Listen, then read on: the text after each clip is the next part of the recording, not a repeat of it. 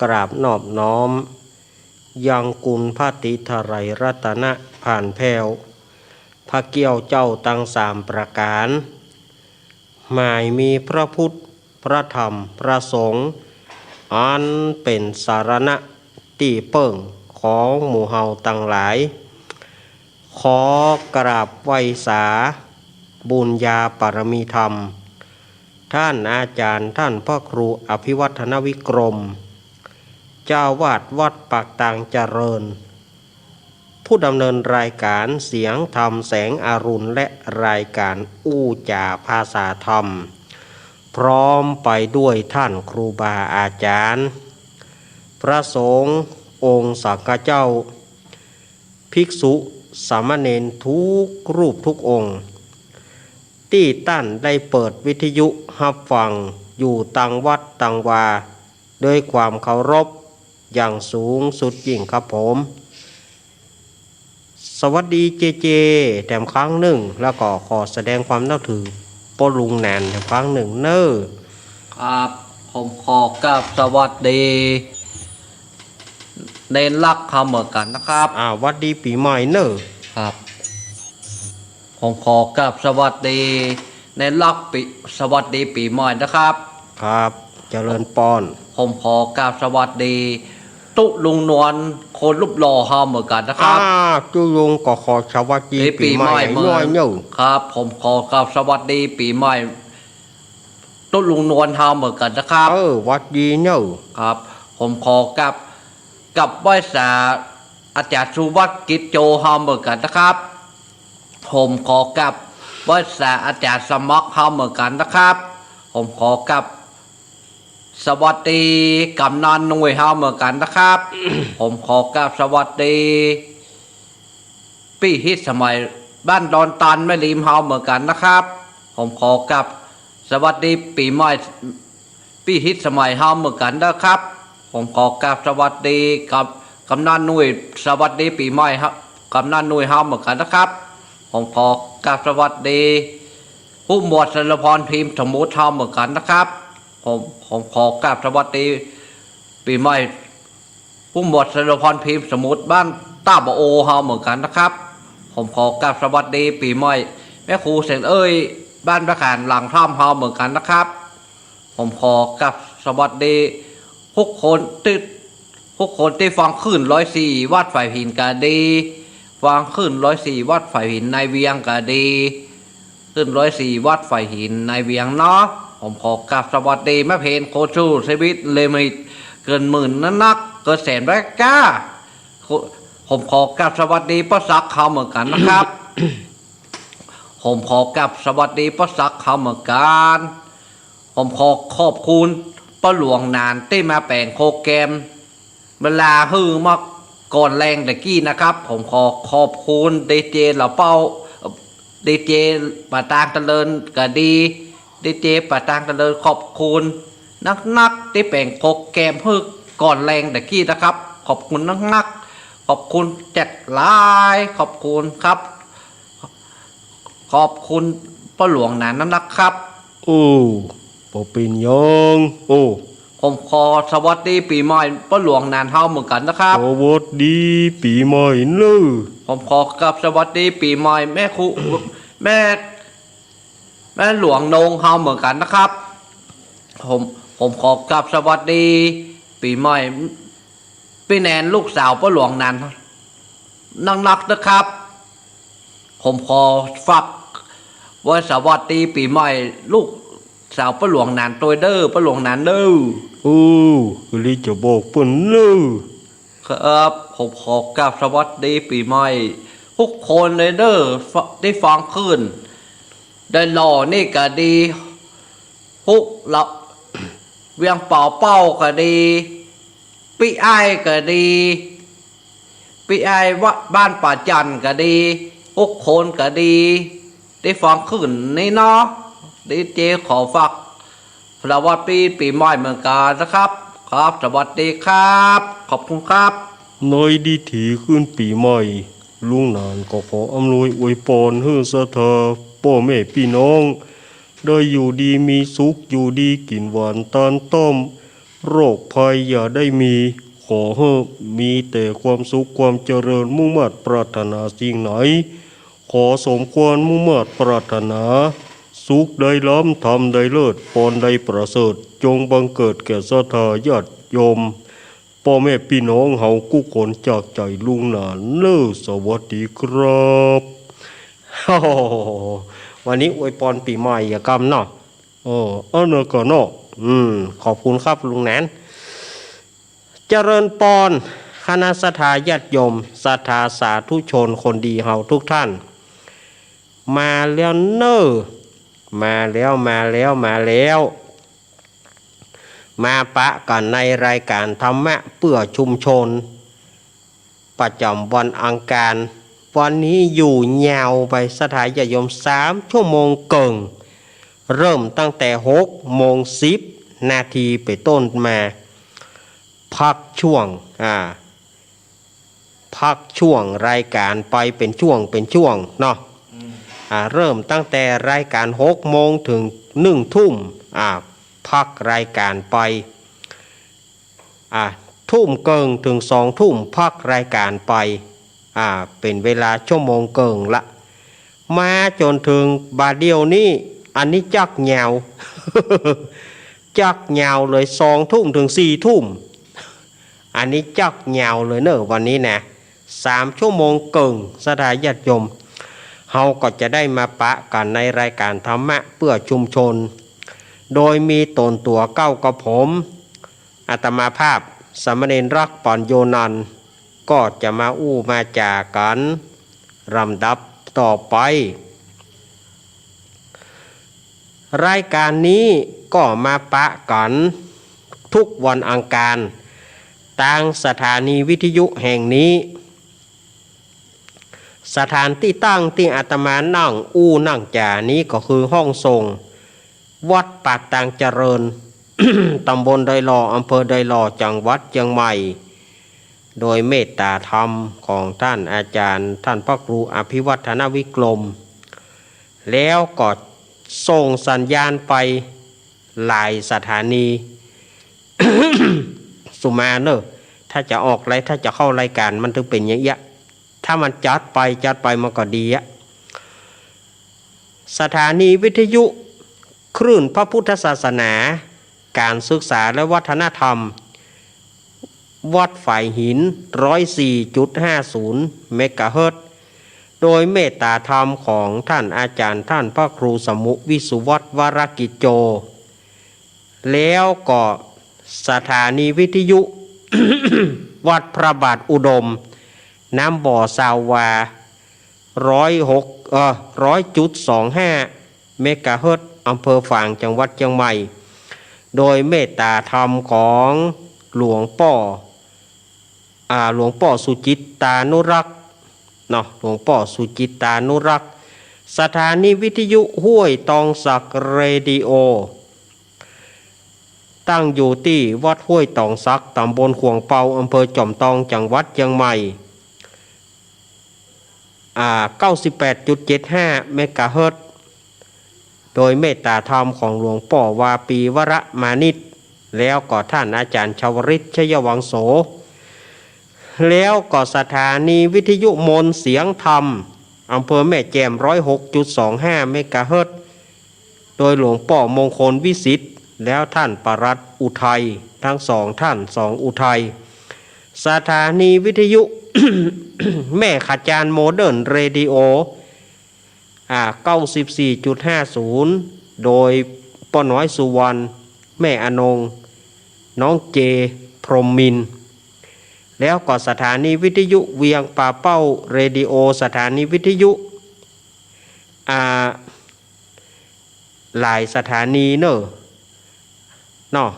แล้วก็สถานีวิทยุ 89.50 บ้านทุ่งเรดิโอโดยป่ออุดมแม่เทียมวันพุทธวงศ์สถานีวิทยุวัดบุญยวาสจังหวัดลำปางสถานีวิทยุชุมชนคนเมืองลี้สถานีวิทยุบ้านแป้นเรดิโอสถานีวิทยุแม่วางเรดิโอ ที่ส่งสัญญาณให้อาตมาภาพได้ออกรายการผ่านทางคลื่นวิทยุของท่านต่างหลายว่าไปอาจจะบาซ้ำบาเสี่ยงเนาะขอสุมาอภัยเนอ อันนี้ใจความจำเอานะอาตมาบ่ได้พอจากหนังสือว่าไปด้วยกำปากกันนะเนาะอาจจะผิดพลาดไปก็ขอสุมาอภัยเนอมาปะกันวันนี้เป็นวันอังคารที่4 มกราคมพุทธศักราช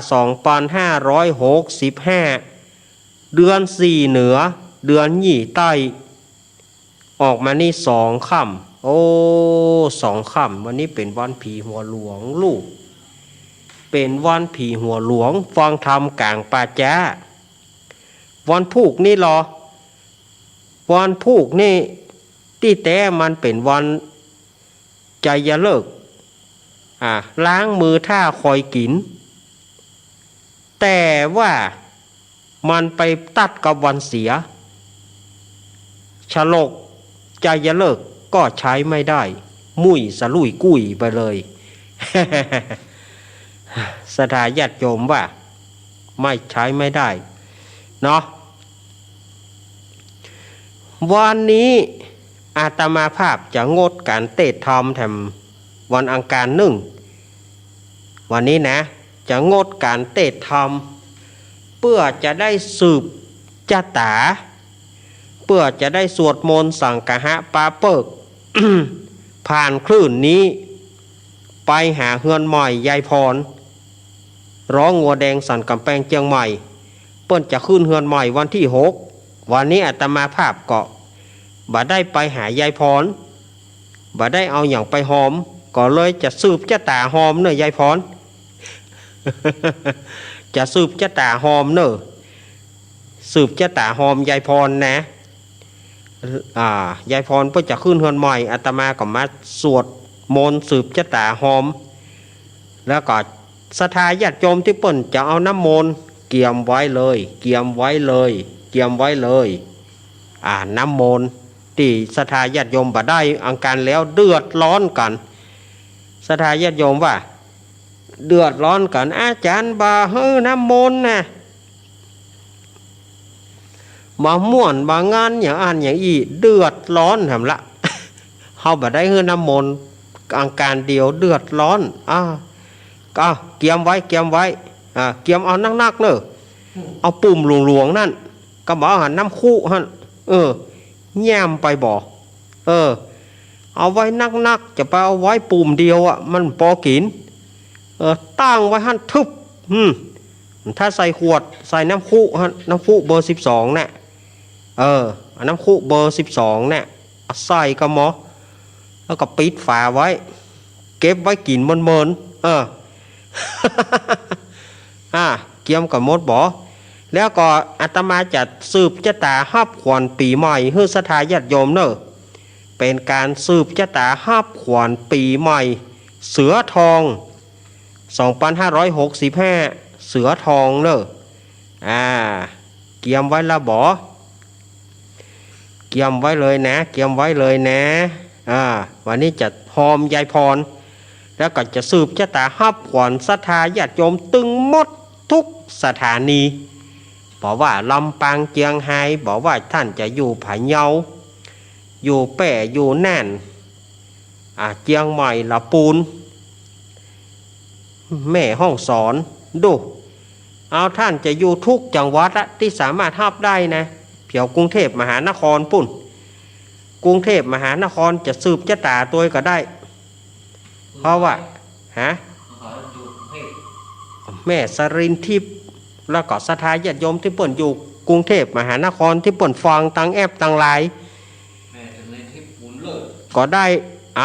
าตมาจะสืบชะตาให้นะเตรียมฝ้ายเตรียมได้ไว้นะเตรียมได้ไว้อาตมาจะสืบชะตาให้เตรียมได้ไว้นะแม่บุญปอนอูบคอมแม่คอมอูบคอมเปิ่นเกิดวันที่1 มกราเหมือนกันแม่บุญปอนอุบความแม่คำอุบความแม่อุ้ยล่าวงสายะแม่อุ้ยล่านี่ต้องเอ่ยนาม ถ้าบอกเอ่ยน้ำมาได้คราวแล้วโคตรหรอเปิ้นยังหยังก็วิละโคตรเกียดเปิ้นยังหยังก็วิละจ้ะวิล่ามาวิล่าละลุงอ้ายมาจุดเตียนทูปบูชาพระรัตนตรัยลุงอ้ายโวลุงอ้ายว่าเดี๋ยวนี้ผมบอกโคตรแล้วนะว่าไปเถอะพี่อ้ายโวครับจะจี้เจียนกันสวัสดีปีใหม่พี่อ้ายโวว่าจี้ปีใหม่เนอะยุกยานanh nhung vào nhô chu khoảng phải giangศรัทธาญาติโยมเอาไฟเขียนผมอยากได้ปอนพี่อ้ายนะครับเอาย่ายเอาเก้าจุเจ้าฮะมันจะคือยักกว่าผมอยากได้ปอนพี่อ้ายโวนะครับanh nhung vào nhô chu khoảng phải giang nhưมาเอาไฟเน้นพอไฟกันเอาเจ้าไฟสถานเฮ้ยปนกำเงื่อนมานะเน้นหมูนี่กับเดี๋ยวปีกไปแบบคอนเสิร์ตลิ้วหมดอะหมอกใดล้ำเหลือสอนประจำนะเอากำเงื่อนไฟกำเงื่อนไฟยายพรยายพรมาเกณฑ์ขันตั้งยายพรเกณฑ์ขันตั้งใส่ขันตั้ง32 บาทเนอะยายพรยายพรใส่ขันตั้งเนี่ย32 บาทเป็นการสวดแล้วก็แม่เพนป้อสมศักดิ์แม่สีเพนขาวเตี้ยมาหอมเปิ้นทำบุญมาอาตมาเอาเป็นขันตั้งเป็นการสวดเนอะปอเจิญแม่จันนวลกันทมูลแม่จันทราศิริลำปางอันนี้บ้านสีเตี้ยอาตมาเอาเป็นการสวดมดเนอะปัจจัยที่หอมมานะแล้วก็ศรัทธาญาติโยมตั้งหลายนี่นะอาตมาเป็นการสวดมดเนอะ มากำไฟหรือยังเอาละลุงอ้ายจิทูบเตียนปูจาพระรัตนตรัยอันทูบหอมนี่นะศรัทธาญาติโยมเขาว่าทูบหอมนะเขาอยู่ไกลๆมันหอมแต่เขาอยู่ใกล้มันไหม ทูบหอมนี่นะหิแพ้ทูบนะเฮาก็เป็นหิแพ้ทูบเหมือนกันแม่อย่างจะเอาน้ำมนต์วันนั้นแม่อย่างโฮบจะเอาน้ำมนต์มาเอาเลยวางไว้ใกล้วิทยุแล้วไปต่ำใส่น้ำคู่เนอะควมแล้วก็ได้กี่นะแม่ฟองละนะมาทีมงานพี่พิสมัยลุงนุยแม่พรปาเศร้าแม่บุญแม่จันตีบมาเกณฑ์ขันตั้งหมดเลยเกียมเอาไฟไว้เทินหัวฟังตืดแต่นะแม่อารีต้นเปาแม่ซองสีแม่สมศรีลุ่มวัดแม่จันสีแจ้งหัวริน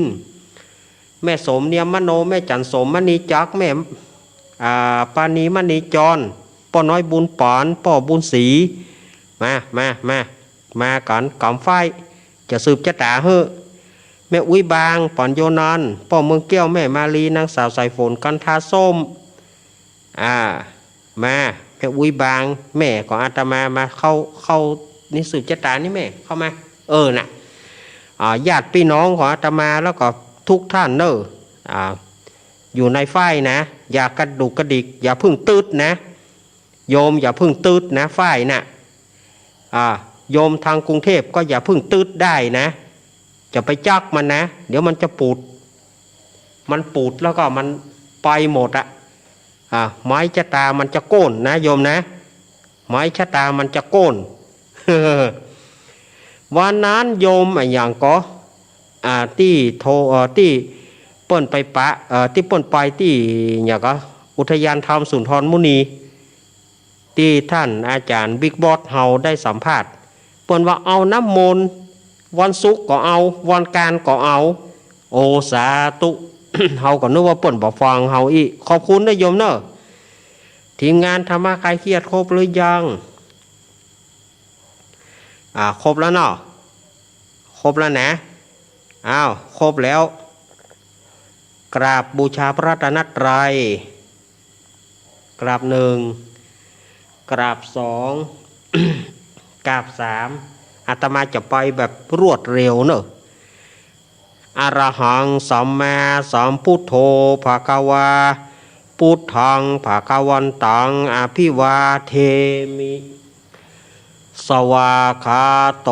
ภะคะวตาธัมโม ธัมมังนามัสสามิสุปฏิปันโนภะคะวะโตสาวกสังโฆสังฆังนะมามิ ลุงแหนนขึ้นพระปริตแล้วก็ขึ้นสเคเด้อเนอะ ลุงแหนนขึ้นปริตแล้วก็สเคเลยวิปติปฏิปหายาสัมปสัมปติสิทธิยา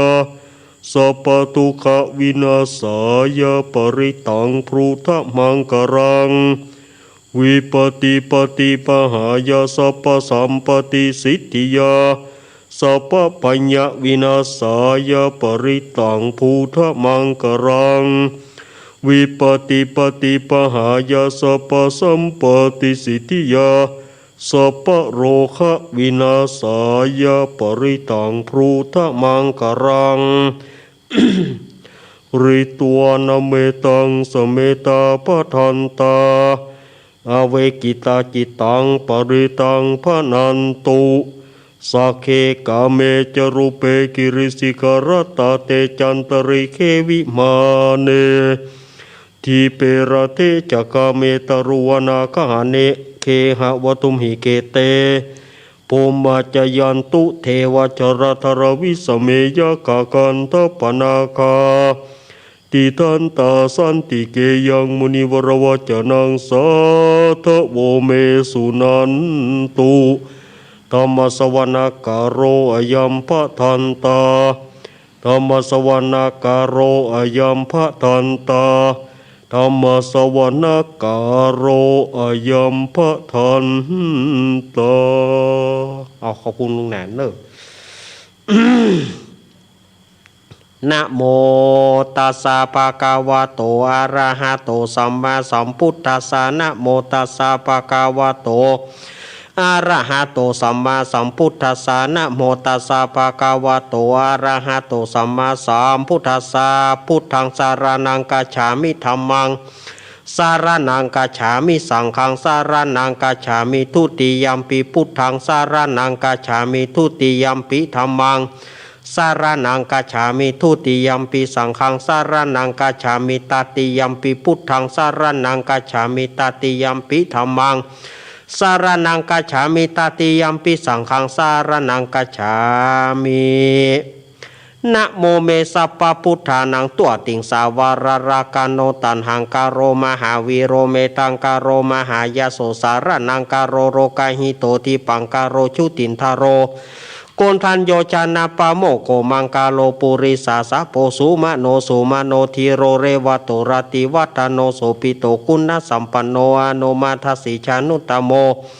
ปาตุโมโรกัปปะโจโตนาราโทวารสารติปาตุมุตตาโรสตาสารโรสุเมโทอังกาปุงกาโลสุชาโตสัพพะโรกะโกปิยทัสสีนาลาสโพ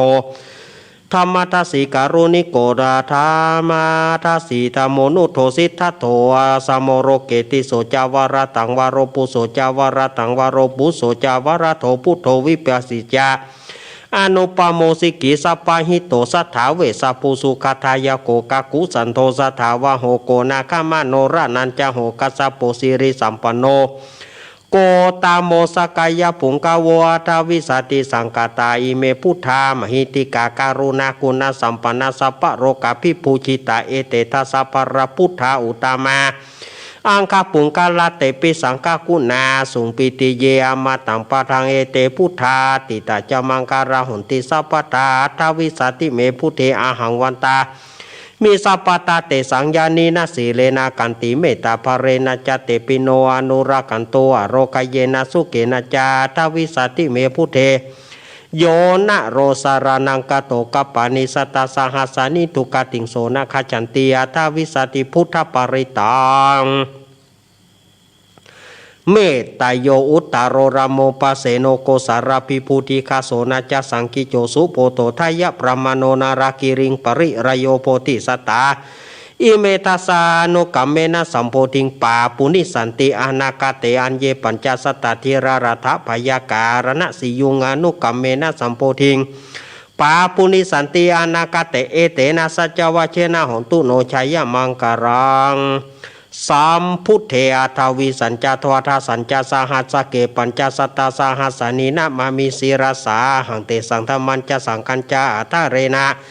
นามามีหังนามาการานุภาเวนะหันตัวสเปอุปัทเวอเนกาอันตารายปีวินาสันตัวเสสโตสัมพุทเทปัญจปัญญาสัญจจตุวิสติสหัสสเกทัสสตสหัสสานินามามิศิรสาหังเตสังธรรมันจะสังกัญจาทาเรนะนามามีหังนามาการานุภาเวนะหันตัวสเปอุปัทเวอเนกาอันตารายปีวินาสันตัวเสสโตสัมพุทเทนาวุทารสเตอัทจตาลิสสหัสเกวิสติสตสหัสนินามามิศิรสาหังเตสังธรรมันจะสังกัญจาอาทาเรนามามีหังนามาการานุภาเวนะหันตัวสเปอุปัทเวอเนกาอันตารายปีวินาสันตัวเสสโตนะโมอะระหะโตสัมมาสัมพุทธัสสะมะเหสีโนนะโมอุตตมธรรมสสวากาตเสวะเตเนตานะโมมหาสังฆสัพพิวิสุทธสีลาทิติโนนะโมโอมาตายารัตสารัตนาตายาสสาทุกังนะโมโอมากติตัสสะตัสสะวัตถุตายาสปินะโมกะระปะภะเวนะวิคัจฉันตุปัทวานะโมการานุภาเวนะสุวัติหนตุสัพพทานะโมกาลาชเตเชนะวิธิมิโหมิเตชวาศาสนาสัจจโลกสาวุธิภวตุสัพพทาศาสนัมปิจโรกัญจเทวราคันตุสัพพทาสัตถิงหนตุสุขิสัพเพปาริวาเรหิอาตโนอเนกาโสมานาหนตุสหัสสเพหิยติภิราจะโตวาโจระโตวามานุสะโตวาอามานุสะโตวาอากิโตวาอุทธากาโตวาปิสัจจโตวาขานุกาโตวากันทกาโตวานักกตะโตวาชนะปตารกโตวาอาสัทธรรมโตวาสันทิติโตวาสัพปุริสะโตวาจันทะอติอาสามิคาโคนักกุกุลาอาหิวิจิกามานิสัมปติปิอาจตาราสสุการาเดี๋ยวกันเนอะเดี๋ยวโอ้ยชนะปทารกโตวาสัทธรรมโตวาสันทิติโตวาสัพปุริสโตวาจันทะอติอาสามิกาโกนักกุกุลาหิวิจิกามานิสัมปติปิอาชตะสัตตาราสสุการามหิสยการาคาสาติหินานาปยโตวานานาโรกโตวานานาอุปัฏฐาวะโตวาระขังคันหันโตปฏิฐานโตปฐายตถาคตสัตสะปารมิโยทัสสะอุปปารมิโยทัสสะปรมัทถปารมิโยปัญจามหาปริจเกติโสจริยาปาจิมักปเวกาปวกันติงชติงอภินิกามานังปทานาจาริยังโพธิบัลลังเกมาราวิชัยยังสปายโยตายนะปฏิเวทังนาวารโรกุตระธรรมเมติสัพเพปิเมพุทธกุเนอวาจิตวเวสาริยเตสุปการันตเรสุติยามรติงปริตังการนโตอายสมานันทเถโรวิยากายรุญจจิตังอุปทาเปตวโกติงสัตตาสหัสเสสุจักวาเรสุเทวตายสานัมปฏิกันหันติยาจาเวสาริยัมปุเรโรกามานุสัตถุปิกาสัมพุทานทีวิธรรมปยังเก็บปมันตารทาเปสีปริตันตัมพนามาเหเอา ลุงไอ้จีเตียนจุดเตียนในบาตรน้ำมนต์อาเสวนาจะภารานังปันติตานาจะเสวนาปูจาจะปูจาเนยานังเอตมังการามุตตมังปาติลูปาเทสวโสจะปุเพจะกตปุญญาตาท้าวสมาปนิติจะเอตมังการามุตตมังพาหุสัจจัญจะสิปัญจาวินายโยจะสุสีกิโตสุภาสิตาจยาวจะเอตมังการามุตตมังมาตาปิตูอุปทานังพุทธทาราสสังฆโหอนากุราชกัมมันตะเอตมังการามุตตมังทานันจะธรรมจาริยัญจาริยาตกานาจะสังฆโหอนาวชานิกัมมณีเอตมังการามุตตมังอารติวิรติปปามาชปานาจะสัญญโมอปมาโทจะธรรมเมสุเอตมังการามุตตมังคาราโวจานิวัตโตจะสันทุติจะกตัญญูตกาเลนะธรรมสาวนังเอตมังการามุตตมังกันติจะโสวจา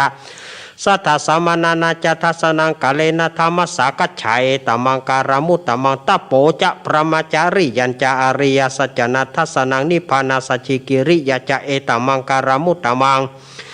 พุทธสาโรกาตเมหิจิตังยันตานากัมปติอาสงกังวิราชังเขมังเอตามังการามุตตมังเอตานิสานิกัตตวานาสปัธรรมปาราชิตาสปัทาโสธิกัญจันเตตันเตสังมังการามุตตมันติมหามังการุตังยังกินจีวิตังอิทวาหุรังวาสเกสุวายังรัตนังปณิตังนาโนสมังอาติตถาคเตนะอิทัมปีพุทเทรัตนังปณิตังเอเตนะสัจเจนะสุวัติหนตุข้ายังวิราคังอมาตังปณิตังยากาสกาสกายมุนิสมาหิโตนะเตนะธรรมเมนะสมาธิกินกิอิทัมปิธรรมเมรัตนังปณิตังเอเตนะสัจเจนะสุวัติหนตุยามพุทธเสโธปริวานายิสุจิงสมาธิมานันตาริกัญญามาหุสมาธินาเตนะสัมโมนาวิชติอิทัมปิธรรมเมรัตนังปณิตังเอเตนะสัจเจนะสุวัติหนตุเยปุกาลาทัสตังปัสสถาจตาลีตานิโยกานิหนติเตทักกินายสุขทัสสาวกะเอเตสุตินานิมหปารณีธัมปิสังเครัตนังปานิตังเอเตนะสัจเจนะสุวัติหนตุเยสุปยุตตามานาสัทธละเหนะเนกามิโนโกตามาสาสนัมหิเตปฏิปตามาตังวิไคหะราตามุทานิปุติงปุจจามานายธัมปิสังเครัตนังปานิตังเอเตนะสัจเจนะสุวัติหนตุขีนังปุรนังนวังนาทิสัมภวังวิรตจิตายติเกปวัสมิงเตกีนปิชาวิรุณาหิฉันทานิพันติติรายถายัมปฏิโปยธัมปิสังเครัตนังปณิตังเอเตนะสัจเจนะสุวัติหนตุยานิทัพุทธานิสมากตานิโพมเนวายานิวันตริเกตถาคตังเทวามโนสปุจิตังพุทธังนามาสัมมาสุวัติหนตุยานิทัพุทธานิสมากตานิโหมเนวายานิวันตริเกตถาคตังเทวามโนสปุจิตังธรรมังนามาสัมมาสุวัติหนตุยานิทัพุทธานิสมากตานิโพมเนวายานิวันตริเกตถาคตังเทวามโนสปุจิตังสังฆังนามาสัมมาสุวัติหนตุรัตนสุตังเมตัญจะสัพพโรกัสสมิงมานาสัมภวเยอปาริมานังอุทังอโรจติริยัญจาสัมปตังเวรังสัพพตังทิทัญจารังนิสิโนวสยานวายวัตสาวิกาตเมโทเอตังสติงาทิถายประมาเมตังวิหารัยธรรมโหติติญจานุปกรรมสีรวัตสเนนะสัมปโนกเมสุอินยเกทังนาหิชาตุขปัสสยังปุณะเรเตติการณิยเมตสุตาปะมโนพุทโธปะมโนธรรมโมปะมโนสังโฆปะมนาวันตานิสิริสัพพานิอหิวิจิกาสัพพานสถาปฏิอุณานาภิสารปุมุจิกากตาเมระกากตาเมปริตปฏิกัมมันโตโพธานิโสหังนะโมภะคะวะโตนะโมสัตตานังสัมมาสัมพุทธานันติอิติปิโสภะคะวะอะระหังสัมมาสัมพุทโธวิจจารณะสัมปันโนสุขโตโรกาวิตูอนุตตโรปุริสธรรมสาราธิสัทธาเทวามนุสานังพุทโธภควติสวากาโตภควตาธรรมโมสันติติโกอาการิโกเอปัสสิโกปานายิโกปัจจตังเวทิตาปุญญูหิติสุปฏิปโนภควโตสาวกสังโฆชุปฏิปโนภควโตสาวกสังโฆยะยะปฏิปโนภควโตสาวกสังโฆสามิจิปฏิปโนภควโตสาวกสังโฆยะทิทางจตาลิปุริสายุคานิอัตปุริสบุกรายสัพพะวะโตสวากสังโฆอาหุนายโยปะหุนายโยทักขินายโยอัญชาริการานิโยอนุตตรังวิจเกตังโลกัสสติสัพพโรกาวินิมุตโตสัพพสันตาปวชิโตสัพพเวรามติกันโตนิพุตโตจัตุวังปวัสสปิติโยมิวัชันตุสัพพโรโกวินาสตุมาเตภวัตวันตรายโยสุขีติกายุโกภวะอภิวาตานาสิริสานิจังวุธาปัจจายโนจตารโรธรรมาวัฏันติอายุวันโนสุขังพลังพาหุงสหสมาพินิมิตาสาวุธานังเกรเมการังอุติตะโกรสเสนมารังธานาทิธรรมาวิธินาจิตวามุนิโตตันเตชะสาภาวตุเตชยมังการานิมาราติเรกามาปิยุจิตาสปารติงโกรัมปนารวกามะกัมมัททายกังคันติสุธานาวิธินาจิตวามุนิโตตันเตชะสาภาวตุเตชยมังการานินารากิริงกัจฉวรังอันติอันทภูตังทวกิจกรรมสานิวสุทารุนันตเมตัมภูเสกวิธินาจิตวามุนินโตตันเตชะสาภวตุเตชยมังการานิอุกิตากกรรมติอาตาสุทารุนันตันตวันติโยชนะปะทังกุริมารวันตังเอติปิสังกตมโนจิตวามุนินโตตันเตชะสาภวตุเตชยมังการานิกัตตวานะกตามุตตารังเอวะกะเบนิยกินจายะทุทวัจนังชยะกายะมันเจสันเตนะสุมาวิธินาจิตวามุนินโตตันเตชะสาภาวตุเตชยมังการานิสัจจังวิหายมติสัจกวัฏเกตุงวัฏพิโรปิธรรมนังอันติอันทพุทธังปัญญปฏิปชาริโตจิตวามุนินโทตันเตชะสาภวตุเตชยมังการานินันโทปนันทผู้จักขังวิพุทธังมหิทิงพุทเถนะเถระวุชเกนะธรรมปยันโต อิทูปเทสาวิธินาจิตวามุนินโทตันเตชะสาปวตุเตชยมังการานิทุกขหาทิติปุจเกนะสุทัตถหัตถังประมังวิสุติจุติมิติปกาภิตานังยานากเทนาวิธินาจิตวามุนินโทตันเตชะสาปวตุเตชยมังการานิเอตาปิพุทธชยมังการาอัตตกายทายโยวัจโนตินะติเนสารเตมตันทีหิตัวนันนี้กาวิวิธานิจุปัทวานิโมขังสุขังที่ขมายนาโรสปัญโยโพชังโคสติสังกาโตธรรมานังวิจโยตถาวิริยัมปิติปัสสติโพชังคาจัตถาปเรสมัทุเปคะโพชังคาสัตเตเตสปาตสินามุนินาสมรคตาภาวิตาปาหุริกตาสังวัตติอภิญญยนิพานายเจโพธิยาเอเตนะสัจวัชเชนะโสทิเตองตุสัพพทาเอกัสสมิงสมัยเยนะโถโมกลานันจักกัสปังกิลเนตุกิเตทิสวาโพชังเกสัตตะเทสยิเตจตังอภินันทิตวโรกามูจิงสุตังคเนเตนะสัจวัชเชนะโสทิเตองตุสัพพทาเอกทาธรรมราชาปีเครันเยนะพิปิลิโตจุนทัตเถเรนะตันเยวะพนาเปตวานะสาธาคารังเดี๋ยวกันเนอะสุมาเตอร์เอ้ยเดี๋ยวกันนะเอกทาธรรมราชาปิเครันเยนะพิปิลิโตจุนทัตเถเรนะตันเยวะพนาเปตวานะสาธารังสัมโมทิตัวจะอาปาทาตัมหาวุธาสิฐานโสเอเตนะสัจวัชเชนะโสทิเตหตุสัพพทาไปนาเตจะอาปาทาตินานัมปิมเหสินังมะคหาตะกิเลสวะปตานุปติธรรมตังเอเตนะสัจวัชเชนะโสทิเตหตุสัพปะตายันตุนนิมิตังอวามังการัญจะโยจามนาโปสกุณสสโทปาปะขังทุสุปินากันตังพุทธานุภาเวนะวินาสมิตุยันตุนนิมิตังอวามังการัญจะจามนาโปสกุณสสโทปาปะขังทุสุปินากันตังธรรมานุภาเวนะวินาสมิตุยันตุนนิมิตังอวามังการัญจะจามนาโปสกุณสสโทปาปะขังทุสุปินากันตังสังขานุภาเวนะวินาสมิตุมหาการุณิโกนาโถอิตายาสัพปานินาปุริตปารมีสัมปปันโตสัมพุทธิมุตตมายเตนะสัจวัชนะโหตุเตชายมังกรังชยันโตโพธิยามโมเรสกายานังนันทิวัตโนเอวังตวงวิชโยหิจยสุชยมังกเลอปาราชิตปารังเกเสเจปัทวิโปกะเลอเปเสเกสัพพุทธนาอากัปปะโตปโมตติสุนักตังสุมังกรังสุปปะตังสุติตังสุกโนสุโมโตจะสุยิถังอามาจาริโสภรักกินากายกรรมวาจากรรมปัทกินาปัทกินามโนกรรมปณิติเตปัทกินาปัทกินานิกตวานารพันเตปัทกิเนโสอัตระโถสุขิโตวิรุณโหโหตัสสะสเนโรโกสุขิโตหิสาสเปยติพิสาอัตระธาสุขิตาวิรุณหาพุทธสาสเนโรกาสุขิตาหิสาสเปยติพิเตอัตระธาสุขิตาวิรุณหาพุทธสาสเนโรกาสุขิตาโหทะสหัสเปยติพินาทิเมสารนานยังพุทโธเมสารนาวรายเตนะสัจวัชนาตุเตชยมังกรังนาทิเมสารนานยังสังโฆเมสารนาวรายเตนะสัจวัชนาตุเตชยมังกรังนาทิเมสารนานยังสังโฆเมสารนาวรายเตนะสัจวัชนาตุเตชยมังกรังยังกินจิรัตนาโลเกวิชติวิวิทพุทโธรัตนาพุทธสมานาทิตสมาสุถิงปวันตุเตยังกินจิรัตนาโลเกวิชติวิวิทพุทโธรัตนังธรรมะสมังนาทิตสมาสุถิงพวันตุเตยังกินจิรัตนังโลเกวิจติวิวิทาพุทโธรัตนังสังฆสมังนาทิตสมาสุถิงพวันตุเตพุทโธมังคลาสัมพุทโธสัมพุทโธทิปัตถุธรรมโมโหรามังคลามังคมาสัพพะยาปมุทุกขาปมุญเจเลธรรมโมมังคลาสัมพุทโธกัมพิโลทุทัสโสอนุธรรมะมังคละมังคมาสัพพะยาปมุญเจเลสังโฆมังคลาสัมพุทโธวราทขินโยอนุตตรโรสังฆมังคลามังคมาสัพพะโรกาปมุญเจเลอมติปะสหมังสะดับเทียนก้าวัดวาลุกเป็นเปียวไฟสาลีกันใจกูเทียนนี้ปราบเมืองผีมากูดาวบ่ฮุกี้เจนเต้าปราบกินมา101ภาษากูก็ปราบได้ใต้ปืนฟ้าเหนือหน้าแผ่นดินเกาลิ้นกูเป็นน้ำเกากลางกูก็เป็นแม่น้ำใหญ่กูจะออกไปท่วมหัวผีตายปลายลิ้นกูเป็นดาบเทียนกาใต้ปืนฟ้ากูบอกกลัวสังโอมสัมปะโตมังสวหายโอมเป็ดจะรำแผ่นดินดำไหวว่าสายตาผีขาดกับหนีละคนดีกูเอาไว้นี่อย่าได้เอาไปตัวหมู่สูต้านตั้งผีมารละผีเกณฑ์ตั้งผียักษ์ผีเย็นอย่ามาไกลผียักษ์ไร้จงหนีไปปานผีกุมพันและผีให้อันเตียวต้องพายจงรีบหนีไปโอมสัพพโตมังสวหายสาธุสาธุสาธุพระปัญญาปารมี30ทัสสาธุสาธุพระปัญญาปารมีวัดแวดล้อมวิริยาปารมี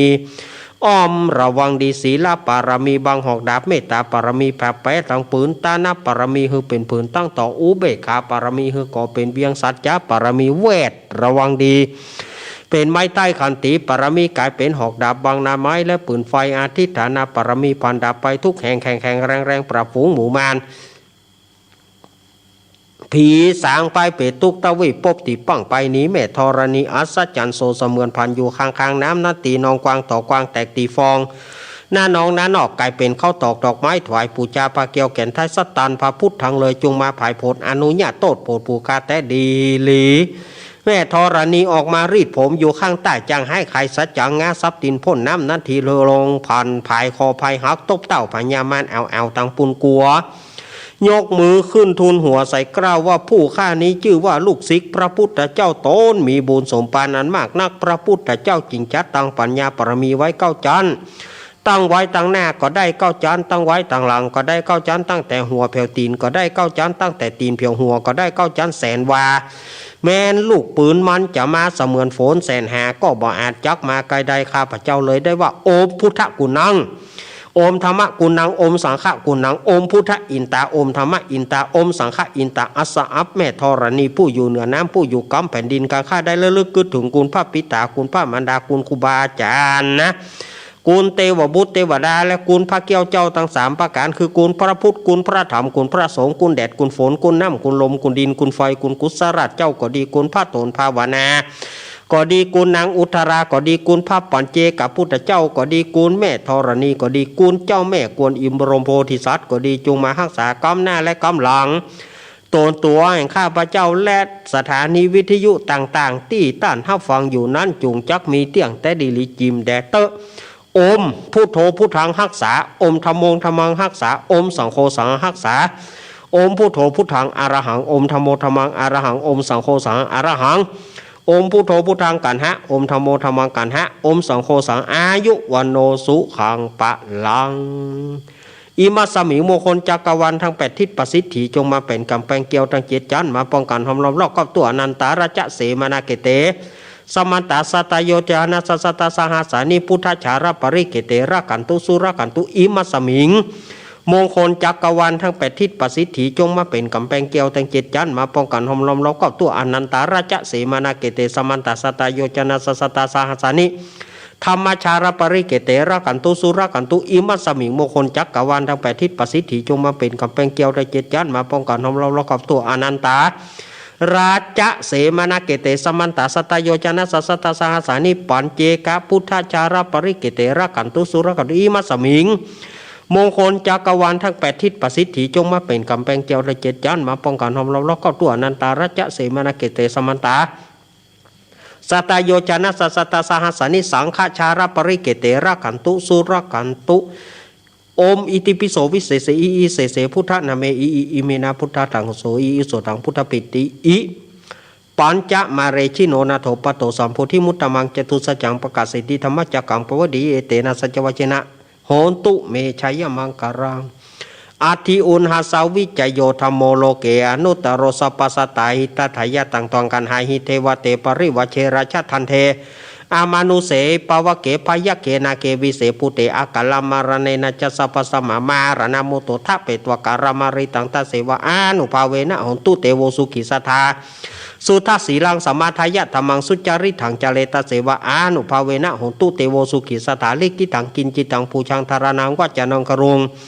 ปริสังเทสนังสุตตตสายุปวัตติสักกตวพุทธารัตนาโอสัทธาธรรมวารัยตเทวมนุสนาบุรเตเจนะสุทินานาสันตุปตวาสเปตุกาอุปสมินตุเตสักกตวธรรมารัตนาโอสัทธาธรรมวารังปริราหุมาปาปาสักกตวธรรมารัตนาโอสัทธาธรรมวารังปริราหุปสมานารมาเตเจนะสุทินานาสันตุปตวาสเปปยาอุปสมินตุเตสักกตวสังขารัตนังโอสถาตมังวรังอาหุในยังปะหุในยังสังฆเตเจนะสุตินานาสันตุปตวาสเปโรกาอุปสมินตุเตเอาแล้วเนอะจะสืบชะตาแล้วเนอะ อินทชะตาเทวชะตาพรหมชะตามหาพรหมชะตาอิสิชะตามหาอิสิชะตามุนิชะตามหามุนิชะตาปุริสชะตา มหาปุริสจตาจักรวัติจตามหาจักรวัติจตาพุทธจตาปัญเจกพุทธจตาอรหันตจตาสัพพสิทธิวิชาตานังจตาสัพพโรกัจจริยานังจตาสัพพโรกัทิปติยานังจตาเอเตนะสัจวัชนะตุยหังสุวัติอุนตุตุยหังสวหายะโอมนะโมพุทธัสสะโอมนะโมธรรมัสสะโอมนะโมสังฆัสสะสยะทิทังโหรุสวหายะ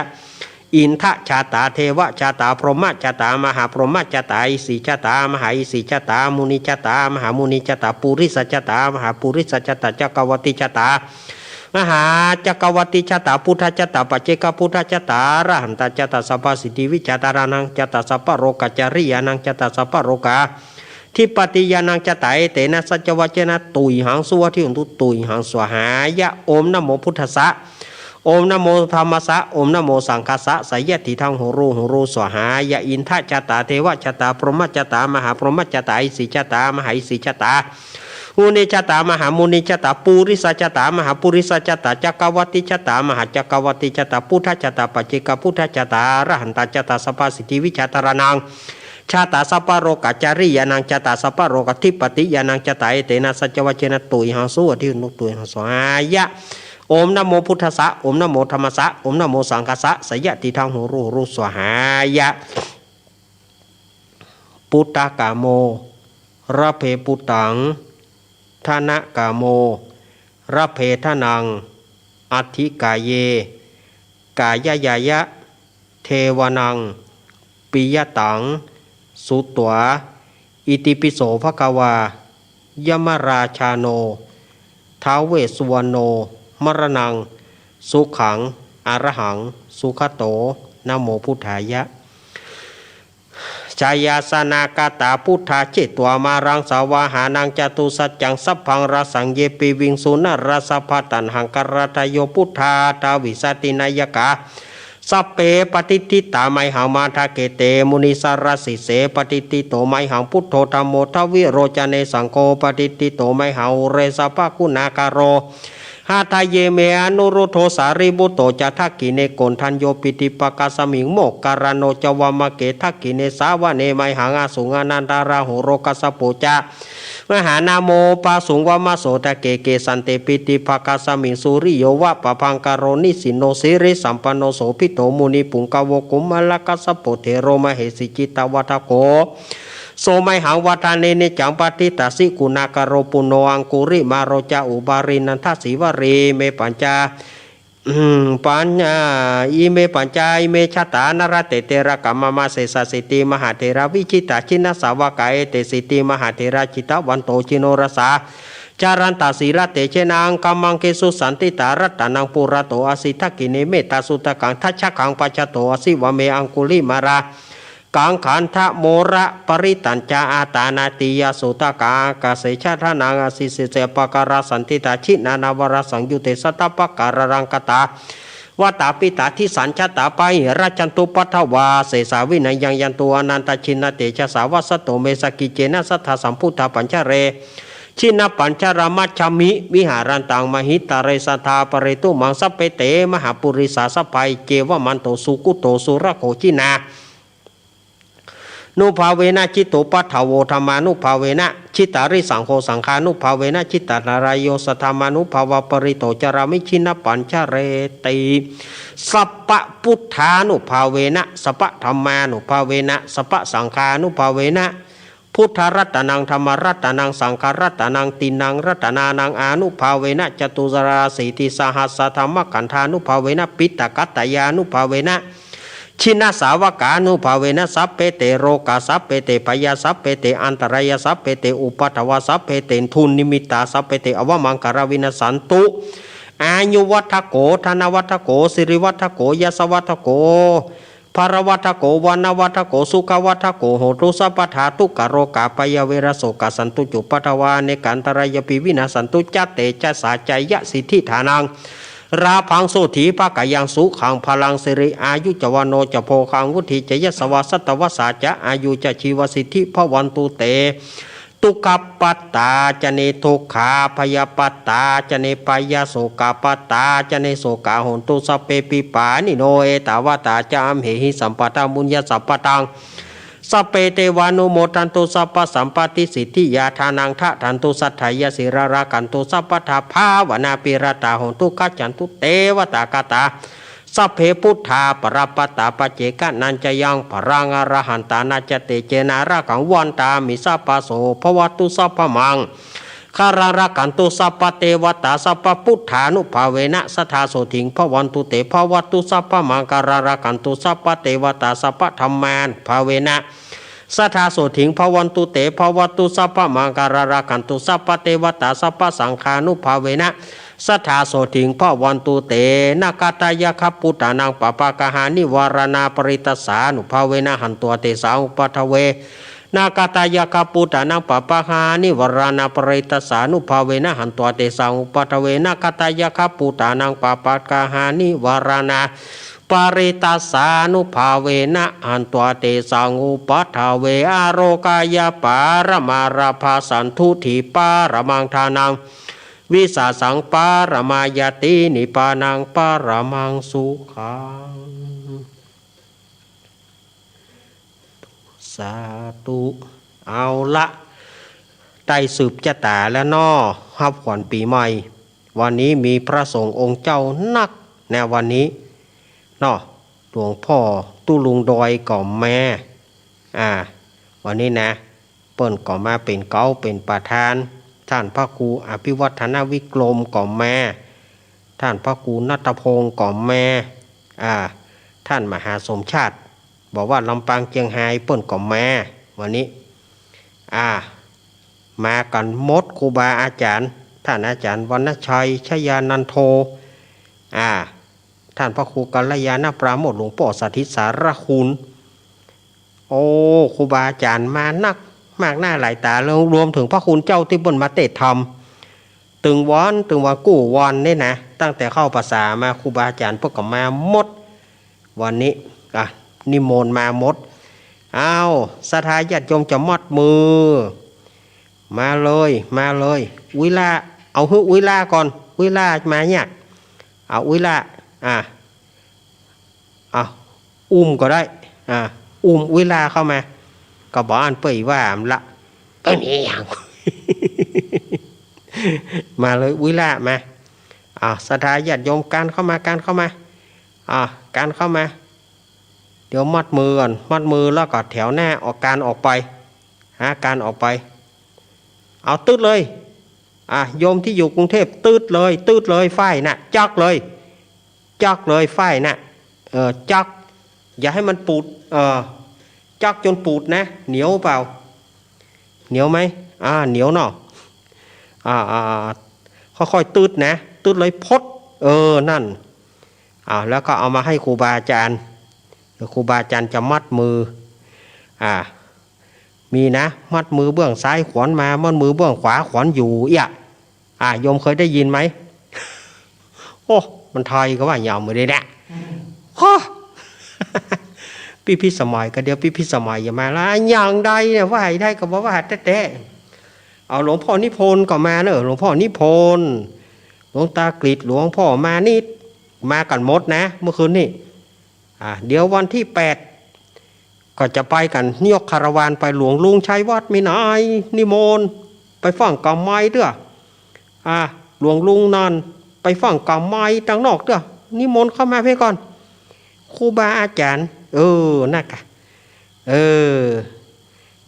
มาหลวงลุงหลวงลุงชัยวัดฟังไปทางใดเด้อนิมนต์หมดครูบาอาจารย์ทุกรูปทุกองค์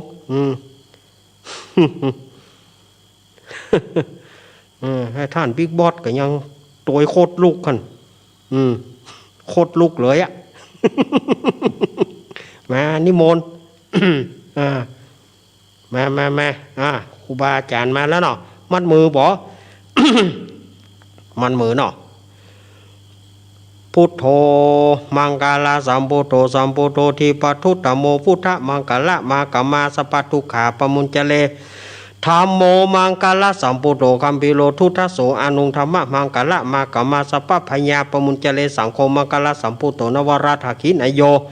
อนุตตโรสังฆมังการะมากามาสัพพะโรกาปมุญจะเดสัพเพพุทธาปรัปปตาปเจกานันจะยังพรังอรหันตานาจเตเจนาระขังวันตามิสัพพโสสัพเพธรรมาวรัปปตาปเจกานันจะยังพรังอรหันตานาจเตเจนาระขังวันตามิสัพพโสสัพเพสังฆาปรัปปตาปเจกานันจะยังพรังอรหันตานาจเตเจนาระขังวันตามิสัพพโสอิติปิโสภิเสสอิเสสพุทธนาเมอิมุนาอิสุตตมปัญจมาเรชิโนนาโถปโตสัมพุทธิสัมโพธิมุตตมังจตุสัจจังปะกาศติธรรมจักกังปวิเดเดนะสัจจชนะอุตุมิจให้หนีดีมาให้หนีดีมาให้หนีดีแม่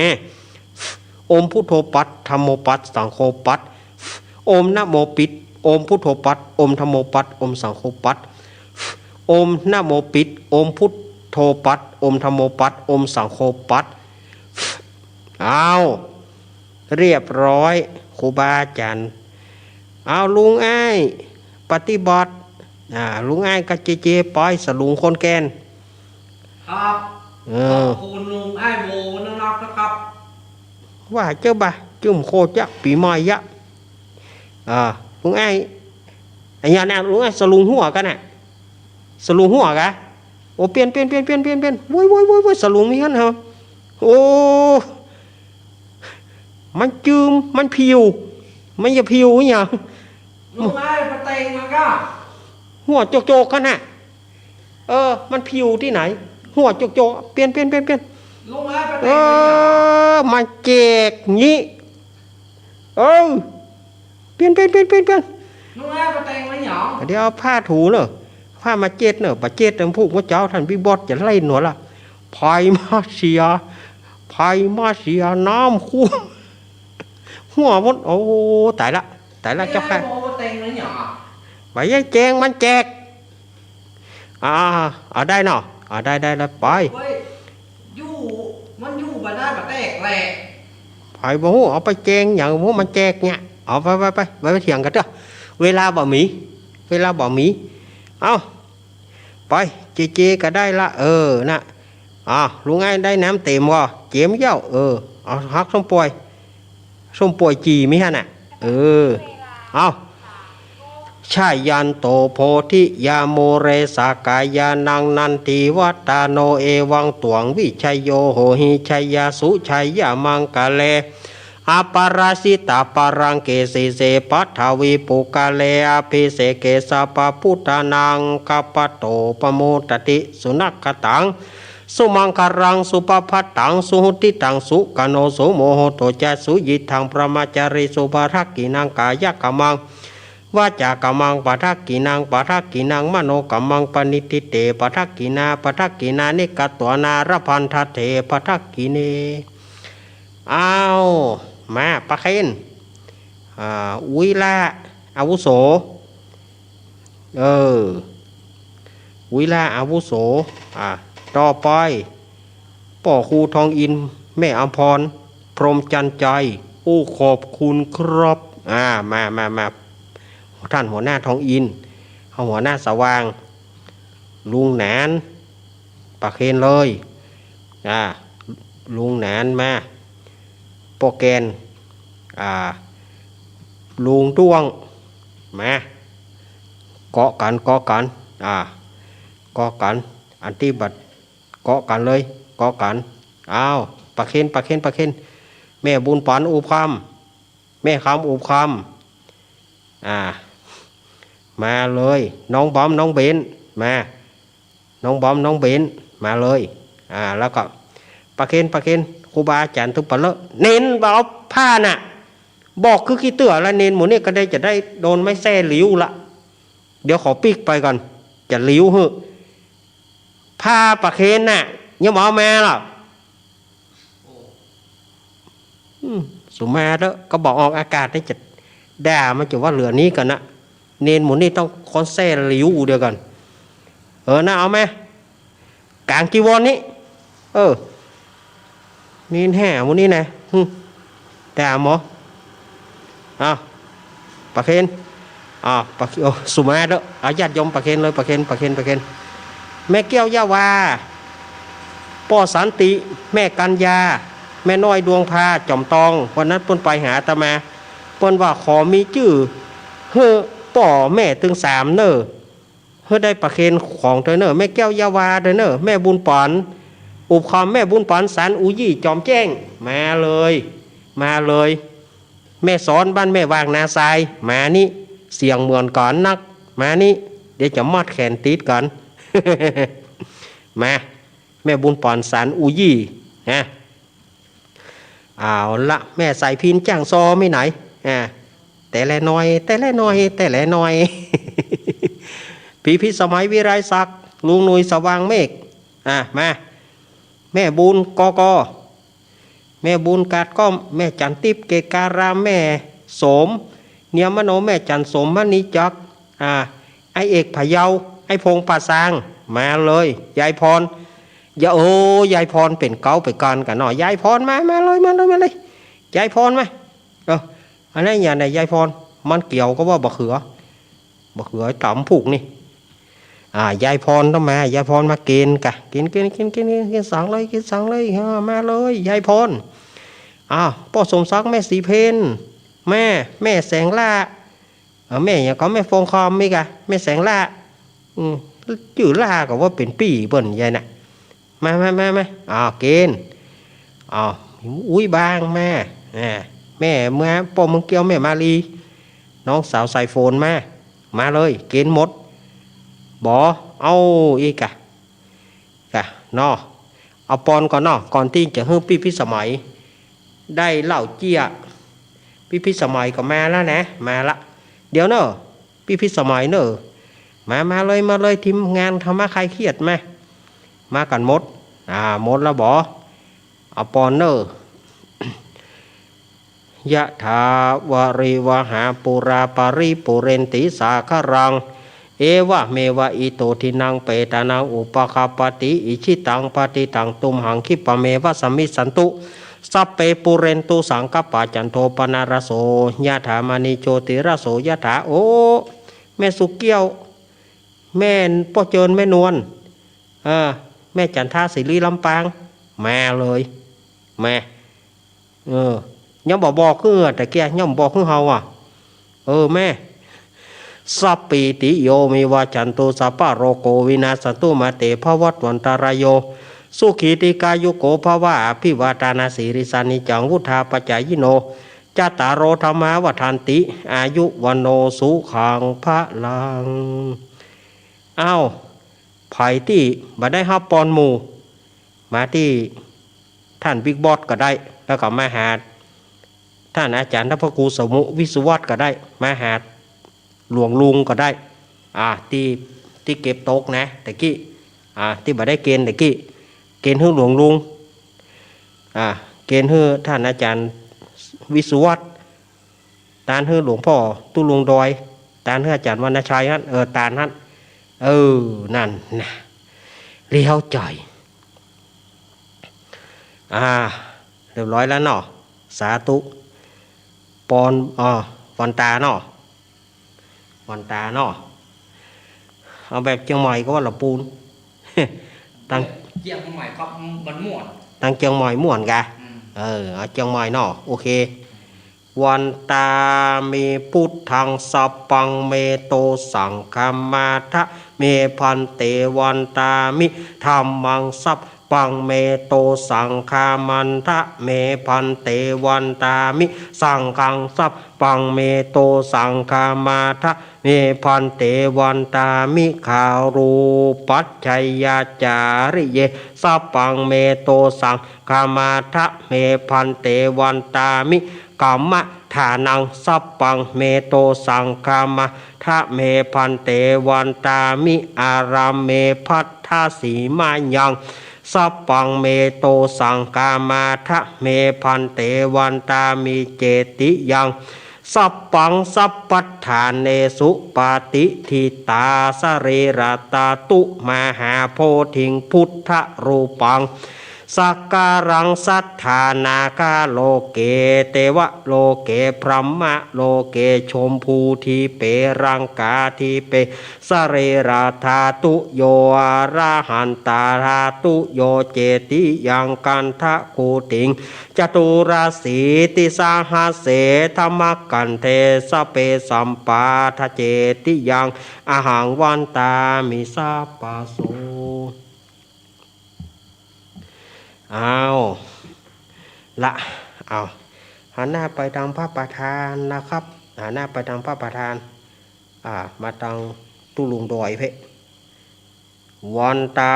มิพันเตสาปังอาปาราทังกามาทะเอปันเตมะญาตังปุญญังสามินะอนุโมทิตาพังสามินากตังปุญญังไมหังตาตาปังสาธุสาธุอนุโมทามิสาธุสาธุสาธุเรียบร้อยโรงเรียนไทย อ๋อวันนี้ปัด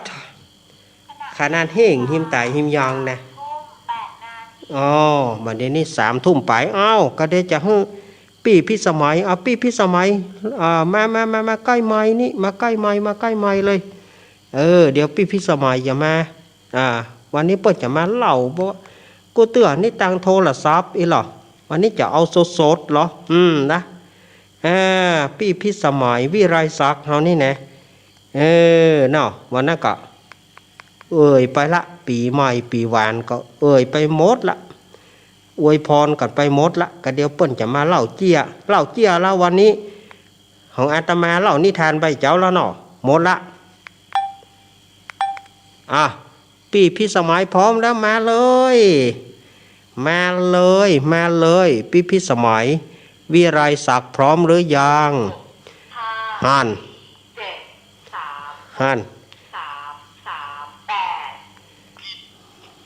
มาแล้วเจิญเจ้าก่อนอื่นก็ต้องขอนมัสการครูบาอาจารย์ทุกท่านแล้วก็ไว้สาพอสถานีนะเจ้าทุกรูปทุกตนทุกวงที่ฟังรายการนี้คนฟังทุกท่านทุกคนทั้งต่างจังหวัดแล้วก็อำเภอทั่วอำเภอนะเจ้า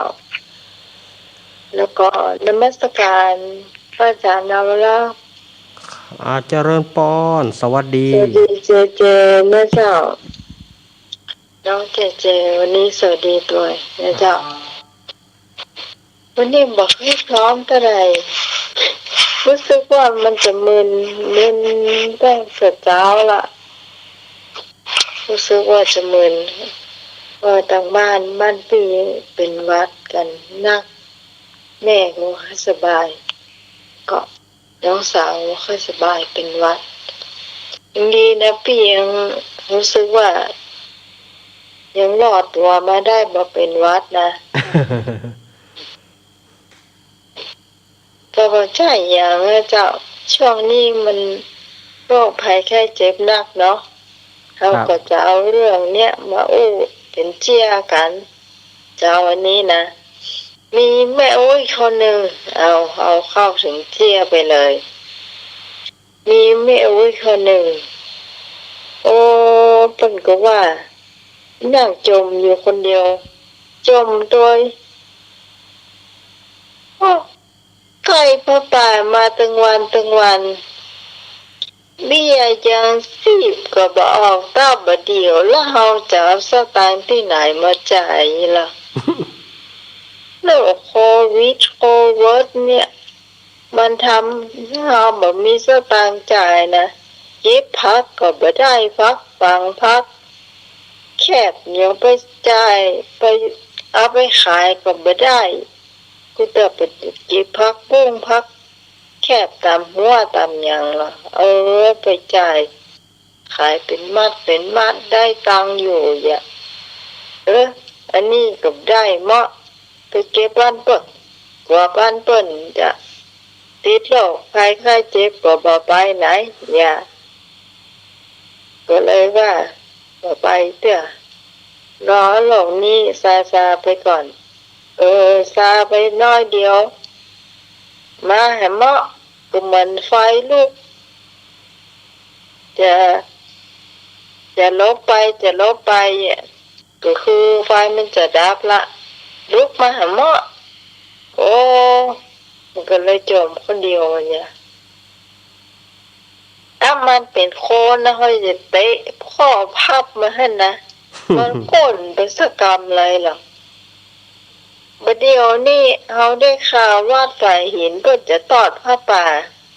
แล้วหอมจะเอาเสื้อตางไหนไปหอมเปิ่นจมอยู่คนเดียวแล้วก่อนมีลูกหลานมาแอวก็ถามว่าอุ้ยนั่งอยู่จมอยู่ตั้งเจ้าแล้วนะอย่างหั่นล่ำเหลือวันนี้กะจมเรื่องสตางค์บ่มีเนี่ยกะมีเหมือนกันมันมีน้อยเดียววันเนี้ยจะไปหอมเปิ้นกับมันมีกี่บาทแถนี่กำลังมันน่าพออยู่นี่ร้อยก็ยังมาถึงต้องมาเดียวนี่เอาไปจ่ายมันก็มาถึงเหมาะ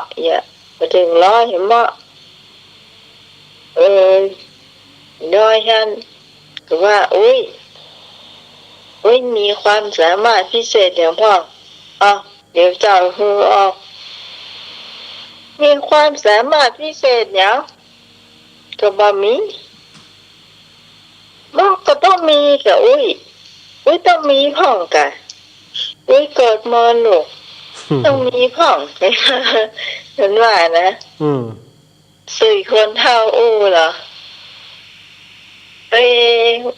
เกิดใจต้องจะมีอย่างเขาได้อย่างเขาได้สตางค์ใส่ซองใช่กะเดี๋ยวจะเดี๋ยวใส่ซองเดี๋ยวจะใส่กันแล้วกันแกก็ว่าเอายายดีฮะก็เลยมาเกิดใจว่าเอามาเกิดใจได้ละเอาเต็มมันง่ายเนาะเอาเหมือนยากนะเอาเหมือนยาวนะเนาะแต่มันต้องแน่นะหน้าก็ไงเนาะมันก็เลยว่านี่คนนี้ก็เลยว่าปีแล้วนั่นอยู่ตูบมาแงนปีนี้ยังแควนอยู่พื้นหลังเข้าปีนี้ดีหน่อยได้เบี้ยคนเฒ่ามาช่วยแบ่งเบาภาระอันกะใจจ่ายนั่นมีสปะภายในจะหูกะเพรากำเดียวซองเขียวกำเดียวซองขาวบางเตื้อตัวเฮาต้องกินข้าวกับกล้วยอยากจะกินลาบลำสักช่วยใส่เพี้ยหอมคงถ้าจะเหมาะจกในกระเป๋าเฮากอยพอลอมีแค่เหรียญบาทเหรียญ5บ่พออดเอาก่อนเถอะรอไปก่อนหนอถ้าสตังค์นักพอจะซื้อตึงหลาดตึงเหล้าอดเอาก่อนเถอะรอไปก่อนหนอถ้าสตังค์นักพอจะซื้อตึงหลาดตึงเหล้าน้อยนั่นก็เลยตบมือจะใส่ซอง200พอใจก็จะขอบคุณน้อยลาขอบคุณต้องมีเสียใส่ซองคนนะอันใส่เนี่ยมือตัวใส่ตัว200พอเนาะมันมี200ลูกอันจะแต่มันมีแล้วพอเนี่ยปฏิบัติกับป่าวเนี่ยมีใบเศร้าเหรียญ5หีบ2-3ตัวเนี่ยอยากกินลาบผมได้เนี่ยคือว่าเจ้าวันนี้ข้าเจ้าพี่สมัยมาคนเดียวนะเจ้า อันนี้อันนี้ยืมมาเนอะยืมมาจากอย่างก็เพิ่นว่าอย่างก็แต่ว่าตั้งหลังนี่แต่งเอาคนเดียวหมดเด้อเจ้าเอ่อท่อนแรกบทแรกเนาะอืมปีแล้วไอ้นั้นอยู่ตกมางานปีนี้ยังแฟนอยู่ตุ้นหลงเข้าอันนี้บทนี้ยืมมาเจ้าแต่ตั้งหันมาหน่อยแต่งคนเดียวหมดเลยนะเจ้าจนจบนะเจ้าอาจารย์ของจองพ่องมาของจองพ่องนะเจ้าต้องขอสมาภัยคุณผู้ฟังก็สายบุญก็มาเรื่อยๆนะเจ้าขอบคุณตังที่เปิ้นโทรเข้ามาตังน้องใหม่บอกว่าจะฝากซองมาตังตุลุงชัยวัฒน์นะคะเสโนโนอันลุงไม่ได้มานะไอ้นะอันตั้งหลายปิงกันนะเจ้าพ่อครูอย่างก็จำชื่อไปได้แล้วน่ะเปิ้นบอกว่าเปิ้นจะฝากซองมาแล้ววันนี้ก็มีป้านานตังดอนแก้วนะเจ้าบ้านป่าหัวอันนี้เปิ้นทำงานอยู่ที่ยิมซีเสงเปิ้นบอกเอาน้ำจะเอาน้ำไปให้แล้วก็ลูกเปิ้นโอนเปิ้นเข้าสถานีจ่ายเข้าของไอ้หน่วยเรียบร้อยแล้วนะเจ้าอันนี้ต้องทำความเข้าใจหลายๆคนว่าของบัญชีหน่วยเนี่ยก็คือเรารับผิดชอบกัน3คนเนาะคือมีท่านสมัครเจ้าพระอาจารย์สมัครยาน4โลนะเจ้าจะมีน้องไหมที่หูเจ้าแล้วมีไอ้หน่วยเจ้าไม่ใช่ว่าไอ้หน่วยรับผิดชอบไปดูแลคนเดียวแล้วจะหูแค่คนเดียวอย่าเข้าใจผิดอย่างนั้นนะเจ้าเขาจะหู3คนเลยพอเปิ้นโอนเข้ามาปุ๊บเปิ้นจะบอกน้องใหม่ทันทีเจ้าแล้วน้องใหม่จะบอกไอ้หน่วยแล้วก็คนที่เปิ้นมีไลน์เนี่ยเปิ้นจะไลน์ไปหาท่านสมาว่าสลิปส่งไปแล้วประมาณนี้มีรายชื่อไผ่พ่องอยู่ตรงนี้นะเจ้าอันนี้ก็ต้องขอบคุณนักบางคนอาจจะบ่ค่อยเข้าใจว่าเอ๊ะอย่างต้องเป็นรายชื่อของไอ้หน่วยอย่างนะเจ้าเนาะเจ้านี่อธิบายให้ฟังเข้าใจนะเจ้าบ่ได้มีคนเดียวที่หูนะเจ้าอย่างน้อยเรา3คนรับผิดชอบด้วยกันนะเจ้าตอนนี้ก็ต้องขอบคุณพระอาจารย์เราเล่าปัญโยนันท์นะเจ้าสวัสดีเจแล้วเจอกันวันเสาร์อะไรกันสดๆนะเจ้าเจ้าสวัสดีเจ้าขอบคุณพระครูตัวกะฮะพระครูโยมอ๋อต้องขอบคุณพระครูอภิวัตรเนาะพระครูอภิวัตรเดี๋ยวก่อนเพิ่นเอาเจ้าเครื่องเสียงไปช่วยไหมคะเพิ่นจะเอาเครื่องเสียงยังไปช่วยก็ต้องขอบคุณพระอาจารย์พระครูอภิวัตรเดี๋ยวเจเสียงดีเลยเดี๋ยวก่อนพี่ก็พยายามฟังอยู่นะเจเดี๋ยวอยากก็ไปแหมก็มันมีอะไรครับฮะมันมีแล้วครับขอบคุณนะเป็นปิยาครับเจ้าเมียเนาะเจ้าแล้วเตรียมทุกอย่างให้ละแต่ว่าคิดว่าคงบาลายแต่ไรเพราะว่ามันมีรู้สึกว่าคำสั่งจากสังวัดมาคู่กันกับพระอาจารย์เจ้าเนาะก็คงได้ก่อนนะเจ้าสวัสดีเจ้าขอบคุณพี่สมัยเนอร์เดี๋ยววันที่8นะครับวันที่8ก็อาตมาภาพก็จะไปนอนปุ้นหลวงลุงท่านมหาสมชาติแล้วก็จะได้จัดไปทีมงานเลยเนาะไหนๆก่อนไหนๆละลวดเปิดสายเลยวันนี้บัดได้เปิดสายกันเนาะเจริญปอนเจ้าไว้ซะเจ้าแม่น้อยเจ้าสุดยอดก๋วยเตี๋ยวทันขนาดอันนั้นได้อ่านหนังสือได้ขนาดนี้ลุงยองยกธงขาวเนอะสุด จอดปลามีเตะพี่จมงสดมุนใดนะแล้วก็ตกหล่นต้อยชุดจอดเต้เลยยายผมเคยได้ยินว่าคุณติว่าอ่านหนังสือมาหันเลยสวดมนต์ได้ถึงขนาดนี้เนอะเจ้าพอวันฮูกเนอะเจ้าตีโรงพยาบาลน้องเจดี้ก็ได้สีไฟเซอร์เนอะเจ้าใครสีได้สีก็ไปสีเทนเนอร์ไฟเซอร์นี่นะสีแล้วจะขัดแค่เห็นเดียวไข่เมินโปดยังซากอย่างยายสิมาอย่างยิ้วหาเหมือนเดิมหลอนวันลำเลยบอลไอ้เราเคยสีแก่อยู่เจียวไข่ได้ป่วยยังสักอย่างนี่จ้ะเคยสีแย่อย่างอื่นมันจะเมยกันเนาะใครได้สีก็ไปสีเทนเนอร์อีดูหมออีดูพยาบาลนะเจ้าอ๋อขอบคุณแม่น้อยเนอะเจ้าไว้ซะเจ้ายอดก็ป่วยติดนะเจ้าครับขอบคุณเนอะแม่น้อยเนอะแม่น้อยกาดนาดดอนหลวงสายแรกแม่น้อยวางสายนะขอโทษแม่น้อยบอกให้วางสายนะเจริญปอนไว้แฉเจ้าลูกเน้นแม่บุญหลงเจ้าม่วนได้ยาพี่ทำไมพี่ทำไมม่วนดีหนาวก็แม่บุญหลงเจ้าหนาวเนาะบอกว่าหนาวได้ไรเจ้ามันหนาวเมื่อเจ้านะหนาวเมื่อเจ้านะมันข้ามคืนนี่มาหนาวเจ้าอย่างว่านะน่ากะใช่เหมือนกันเนาะถ้าจะเหมือนกันนะเมื่อคืนร้อนๆน่ะก็ว่าเมื่อคืนร้อนเจ้าหนาวเมื่อเจ้าหนาวมาเดียวมันไป2 ฤดูไปแล้วนะเผลอๆ3 ฤดูด้วยซ้ำเจ๊กะขอบคุณแม่บุญหลงเนอะเจ้าเมื่อกำลังใจท่านอัน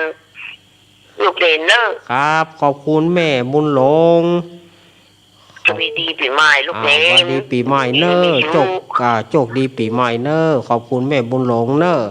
เจ้าแม่บุญหลงอำเภอลีสุมาเนอะแม่กดวางเฮ้อกอมสายอื่นมันเข้ามาสายอื่นเข้ามาแล้วก็เดี๋ยวมันจะหายถ้าอาตมากดกว้างก็คือหายหมดเจริญปอนจากได้จากเจ้าลูกเล่นแม่สีทอนแม่นว่าเจ้าวันนี้ชัดเจนดีเนอะล่อเจ้าได้น้ำมนต์เรียบร้อยเลยลูกเล่นได้เรียบร้อยแล้วเนาะเจ้าอีกกะชัดเจนดีม่วนดีเนาะเนี่ยที่สมัยก็ม่วนดีเนาะน่ากะกำลังใจเนอะพี่สมัยครับเจ้ากำลังใจลูกเล่นไปเนอะเจตัวเด็ดครับขอบคุณแม่สีทอนเจ้าขอบคุณนักสาธุขอบคุณนักแม่สีทอนเปรมจิตแม่สีทอนสุมาเนอะแม่กดวางเฮ้อกามถ้าแม่บอกกดวางนะสายอื่นไปหมดเจริญปอนไปสาเจ้าลุงเน้นแม่กองแรงเกิดเมื่อค่ำมาแล้วจำเสียงดีๆเนาะแม่กองแรงเกิดเมื่อค่ำมาแล้วเป็นกำลังใจเนอะแต่ว่าขออันบอกที่สมัยเนอะหวานกูหลังยำมันเหมือนหนึ่งผัวการหนึ่งวันนี้เนอะม่วนดีบ่แต่ว่าที่ปีใหม่ด้วยเนอะแม่บอกไปเลยเปิ้นตึงฟังอยู่ฮะเนาะแล้วขอบคุณที่สมัยเนอะวันรู้หลังยำวันนี้เนอะชะอย่างวันว่าโอ้ตัวเองเนอะหน้าที่ใส่หัวเหมือนดิเปิ้นฟังอยู่เปิ้นฟังอยู่แม่ว่าออกอากาศไปเลยขอบคุณแม่กองแรงเนอะเจ้าแม่กองแรงกองแม่กองแรงวันนี้ไม่ชุกไม่จงไม่หลับเนี่ยมันยังยาวเนอะสาธุขอบคุณเจ้าแม่เจ้ากองแรงแม่กองแรงเกิดเมื่อค่ำแม่วางสายเฮ้อจิมขอบคุณเจริญปอนครับนมัสการครับมาแล้วบ่มาแล้วบ่คำอ้ายนะคำอ้ายปอนครับเอาครับฮะผมอยากฝากนะครับฝากว่าถ้าใคร ให้เป็นโรคเก้าเฮือดโทรหาเจ้าของเบอร์0625210523นะครับเด้อบอกไปเลยอันนี้เฮ้ยไอ้บอกคนเดียวเนาะครับครับแล้วก็ฝากมาเอาหลังไม้นะครับเด้อแอมเบอร์ครับ0660614996นะครับเด้อครับสองเบอร์1ฝากมาเอาหลังไม้ครับครับขอบคุณครับกราบนมัสการครับเพื่อคะแนนที่สมัย2ล้านคะแนนครับ2 ล้านเลยเนาะครับโอ้โหขอบคุณครับกราบนมัสการครับในวัดดีปีใหม่เนอร์คำอ้ายเนอร์ปีอ้ายปีอ้ายอีกมา0892140135โทรเข้ามาเจริญปอนเจ้าสาธุเจ้าแม่น้อมเจ้าถ้าสไตล์นี้ของแม่น้อมแม่น้อมสุภาวงศ์มาแล้วว่าอย่ามัดมือตะกี้โอ้ยเขาก็บอกโคตรตื้อสกามเอ้ยเขาบอกโคตรเนาะเจ้าเขาแสกเลยกะนี้อีกอะข้าจะเขิงจอมนี่อีกอะคนเท่าก้าวว่ะมัดสกามเอ้ยโอ้มาแล้วเรียบร้อยหมดบะค้างไผเจ้ามาเป็นเจ้าตู้เจ้าปะเลิศปะเต๋อสาธุเด้อสาธุเนอะแม่น้อมเนอะอยู่ดีมีสุขเนอะแม่น้อมเนอะแม่น้อมมีสุขเหมือนกันเด้อโชคดีปีใหม่เนอะเด้อดิเจโชคดีเนอะแม่น้อมเนอะเจ้าสาธุเจ้าสาธุแม่น้อมสุภาวงศ์ตาจางมากันโอ้มากันอึดทืดแต่เจริญปอนสวัสดีนี่รักกราบนมัสการครับผมเมื่อกี้อุ้ยไหนมาเล่าเจี้ยนะชื่ออย่างก็แม่อุ้ยอย่างก็แม่อุ้ยอย่างก็ที่มาเรียกเล่าเจี้ยตะกี้น่ะนั่งอู้คนเดียวนั่งอู้คนเดียวนั่งอู้มองเนอะต้นต้นอายุวันนี้ขังรับทุกคนเนอะสวัสดีนี่นะครับขอเจริญพรญาติโยมทุกคนเนอะครับผมนมัสการครับนมัสการหลวงพ่อนิพนธ์ครับผมหลวงพ่อนิพนธ์พัทยาโนพระธาตุดอยสะเก็ดเขาคัดคอก็มาได้แหละมันได้กี่เข้าก็เปิดแหละเจริญปอนกันมาจากเจ้าพระเนรแม่สายทองชัดเจนดิเจ้าน้ำมนต์ก็ได้แล้วนะน้ำมนต์ก็ได้แล้วเนาะเจ้าแง่ไปเอาไว้ไปปุ่มเลยเอาใส่น้ำคู่ไว้สวัสดีปีใหม่นะเจ้าสวัสดีปีใหม่เนอะเหมือนกันแม่แม่ก็เหมือนกันเนอะแม่ก็เหมือนกันดีเจเนอะดีเจเนอะดีปีใหม่นะเจ้าดีปีใหม่แม่สายทองอันนี้ห้วยการตัวแทนสถาห้วยการแม่สายทองวางสายเฮ้ยกำสายอื่นเข้ามาขอบคุณ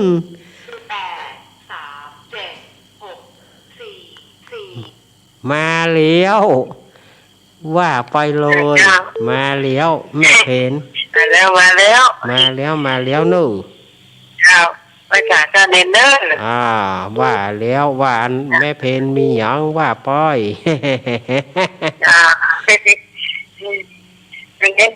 ฮะเป็นอันฟังโม่ที่สมัยเด้อมาจากโกนการไปเนาะน่ากะม่วนดีเนาะเกี่ยวกับม่วนเน้นกับสวดยังแต่น้อยเป็นว่านะโอ้ร้านทุเรียนเด้อเด็ดเจ้าอย่าโตไปโดนสั่งเนาะอีกแล้วแม่แล้วก็แม่มอยมาหนังน้องเป็นอวดเมนเลยกะชวดนะกะโอ้เป็นยังว่าบัดตกบัดสั่งแต่ชวดเก่งไงกะแล้วก็เรียนกรุงเทพพุ่นนะก็เรียกกันเนาะเรียนกรุงเทพได้กี่ปีกันเน้นบ่เหมือน6 เดือนแก6 เดือนก็6 เดือนแท้แม่เพลงแต่เจ้าฟังก็อัน หนุมานลองดีแต่เจ้าอ่ะ ฟองกะที่มันจะมาเด้อปิ่งติดที่นี่เนาะปิ่งติดกลางอะเนาะ ปิ่งติดกันแต่ก่อนมันจะอยู่ในหนังสือป .4 หนังสือมานะมานีเขาหนังสือป .4 บทที่28น่ะสมัยนั้นน่ะ อ๋อจ้ะ ครับ เนี่ยมันเอามาหน่อนิทานเนาะเจ้ามันว่อนเนาะเรียนเนาะ ครับ เลิกกำลังจ่ายเมนกับเจเจเด้อจะดีเดี๋ยวมาเด้อ วัดดีปีใหม่แม่เพนวัดดีปีใหม่พ่อซักตัวครอบครัวตัวเนอร์ จ้าเดินทางปลอดภัยเนอร์ ครับขอบคุณแม่เพน โชว์ข้าวเนาะ ครับแม่เพนคนสู้ชีวิตมาละแม่เพนก็เปิ้นก็ช่วยเหลือเจเจขนาดนะเจเจต้องการหยังไงนะเป็นลูกแม่เพนหรอกเจริญปอน จ้าไม่สาลุงเน้นจ้าแม่คำสันขวางเด้อ แม่คำสันขวางเนาะ จ้าแม่บัดได้พังเน้นอู้อย่างสิกำเชียบที่สมัยกับบัดได้พังแม่ไปงานข่าวดำมาไม่เดียวนี่มาจะเปิดสายพอดีด้วย เปิดสายพอดีแม่ได้อู้อยู่เนาะแม่ได้อู้อยู่เจ้าตันได้อู้อยู่ดีใจขอบคุณแม่คำเนอะเจ้าวันนี้ปีใหม่ตัวนอลุงเน้นเนาะวันนี้ปีใหม่เนอะปีใหม่นี่ลุงเน้นอยู่ดีมีสุขเนอะอายุมันคนยืนเนอะสาธุจ้าขอบคุณแม่คำจ้าแม่คำขอบคุณสาลุงเน้นเนอะขอบคุณเนอะกำลังใจเนอะกำลังใจเจเจตัวเนอะกำลังใจเจเจจ้าขอบคุณจ้าวันนี้เจเจตัววันนี้ปีใหม่เจเจตัวนะเจ้าแม่คำเจ้าพะเยานี่ก็เฮาก็มีเปื้อนอยู่คำสันขวางไม่ใช่พะเยาเจ้าครับเปื้อนเฮาอยู่เจียงคำคนหนึ่งแล้วก็สุพรรณนี่บอกว่าอยู่จังหวัดอยู่พะเยานะสุพรรณนี่บอกว่าอยู่อำเภอหยางแต่ว่าน้อยทำนั่นนะมันซิกออกไปแล้วไปเฮียนตัวเฮาเขาห้องมันไอเน้นน่ะน้อยทำนี่อยู่เจียงคำเจริญปอนครับกนมัสการปอนน้อยผลครับผมโอ้โหป่ออาจารย์ได้ฟังเสียงสวดเสียงลีโตฝีสังยังไม่ไหลไปนี้หมดละเล็ดใจภูมิใจเด้อถ้าจะมาเน้นครับขอบคุณป้าน้อยเนอะครับป้าน้อยกับเสียงม่วนหรอเป็นผู้จานกระจัดม่วนรู้เป็นผู้จานวันนั้นที่ดอยนางเกี้ยวละม่วนป้าน้อยกับเบาๆนะเสียงป้าน้อยป้าได้จังหวะจ้าโคนดีครับน้อยแจนเหรอครับขอบคุณป้าน้อยเนอะครับขอบคุณป้าน้อยบ่ปิดอันนี้ป้าน้อยบ่ปิดวิทยุ0892140135เจริญปอนเจริญปอนติดแล้วเจ้าเจ้าแบบแต่ขู่มือบ่แปบแต่ขู่มือบ่แปบกันหมดแม่หยังแม่เอ้ยเจ้าใช้วงอยู่แม่เอ้ยก็คือไม่สวยเจ้าแม่เอ้ยเป็นลูกล่าเปิ้นนั่นนะเจ้าดูวัดอารามด้วยโอ้ยพรคือปีใหม่ขอยินดีชุกเนอตลอดไปครับคนยังแม่เอ้ยบอกจื้อคือไผนะจงเจริญต่อไปเป็นมหาจกสูงนะเจ้าขอบคุณขอให้บุญนี่ไปถึงแม่เอ้ยเหมือนกันเนอะเจ้า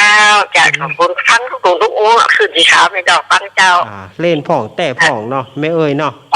เจ้าเป็นอย่างเจ้าดีใจแม่ได้น้ำมนต์ได้ผูกมือละมดสวดมนต์ด้วยซ้ำได้หมดแล้วเนาะเจ้าขอบคุณแม่เอ้ยหลอดยกปล่อย อ่ะ ขอบคุณเด้อจงเจริญต่อ ครับ ไปต่อไปนะเจ้า คุณแม่เอ้ยแม่เอ้ย เจ้า แม่เอ้ยบอกเคยบอกชื่อสุมาเนอะแม่เอ้ยวางสายให้จิมแม่เอ้ยวางขอบคุณโอ้โห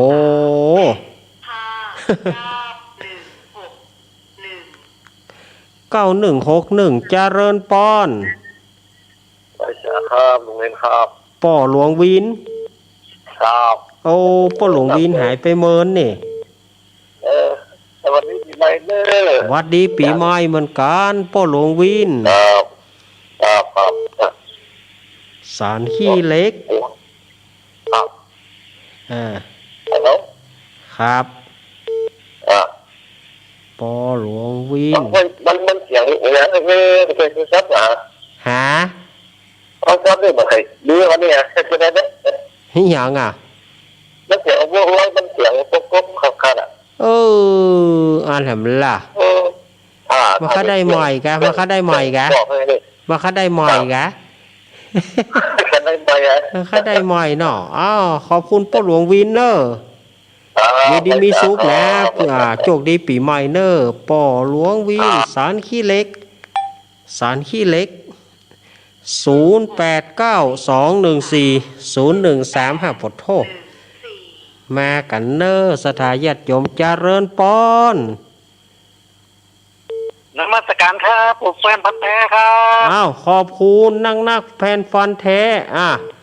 ฟันแท้ว่าไปเลยจะว่าอย่างก็ว่าไปเลยวันนี้ ท่านนี่ม่วนดีครับเนาะดีที่สุดในโลกเลยครับเนาะ แล้วโยมอยู่ที่ไหนโยมอยู่ที่ไหน ผมอยู่ข้างวัดแม่ริมครับ แม่ริมขอบคุณ ข้างวัดแม่ริมครับ ขอบคุณเนอะโยมเนอะ โทรมาก่อนใจท่านนะครับขอบคุณเปิ่นจะอู้ก็คือเปิ่นอู้เลยเขาจะเปิดโอกาสให้เปิ่นเลยเนาะเจริญปอน ไว้สาเจ้า แม่แสงทอง เจ้า แม่แสงทองเจ้าสวัสดีปีใหม่นะเจ้า วัดดีปีใหม่เนี่ย มีชุกนะเจ้าทางไก่ลูกโควิด19ไปไก่นะเจ้า ไปไก่เลยบ่เดี๋ยวโควิด19ไปชุกขอผ้าเขาเขียวไปเลยไปคือได้มาไก่นะเจ้าอยู่ดีมีชุก สาธุขอบคุณแม่แสงทอง เจ้าคือกับหลังใจนะเจ้า ขอบคุณนักเนอ เจ้า แม่แสงทองก็อยู่ดีมีสุขนะบ่เจ็บบ่เป็นอย่างนะ เจ้า สาธุ ไว้สาเจ้า ครับเพื่อบุญนี่ไปสาธุแม่แสงทองวางสายให้จิมสุมาเตอะแม่แสงทองวางสายให้จิมนั่นกะขอบคุณ0892140135โทรเข้ามาเลยหั่นดูไอ้อย่างก็เจริญปอน ไว้สาลูกเน้น แม่สีกุลหนองล่องลำปาง ปังเจ้าสวัสดีปีใหม่วันนี้พะเยากับลำปางนี่ตีเสมอกันเนอะลำปางตีเสมอลำปางอันพะเยากับพะเยานี่ขึ้นมาเป็นอันดับหนึ่ง เจ้า แม่สีกุล หนาวก็เจ้า มันหนาวเมื่อเจ้านะแต่ว่ามันหนาวเมื่อเจ้าแต่ว่าเมื่อคืนมันบ่หนาวแม่ม่วนดีม่วนลูกเน้นนั่นอย่างก็ลัทนาธรรมเนี่ยแม่ไก่หัวคนเดียวนี่ไข่หัวบ่เจ้าเอาขอบคุณแม่สีกุลเนอะสวัสดีดีเจด้วยนะปีใหม่อยู่ดีมีสุขนะเจ้าขอให้ลูกเน้นกับอยู่ดีมีชุกอายุมันฝันยืนเนอะสาธุบัดเดียวนี่ตะก้อนนี่ตุพระปอนฮื้อโยมบัดเดี๋ยวนี้โยมปอนฮื้อตุพระเจริญปอนไม่ใช่เจ้าไม่รักแม่ลีเนอนี่อยู่ไหนก็แม่ต้นเปานะกะแม่อารีต้นเปา เจ้า ครับ รอโทรจนหมดฟังโดยโทรบัดตันกำลังไม่ได้ยินตะกี้ก็เลยกด หาบัตาน หม เจ้า ด เนาะ เบอร์หมดนะเจ้า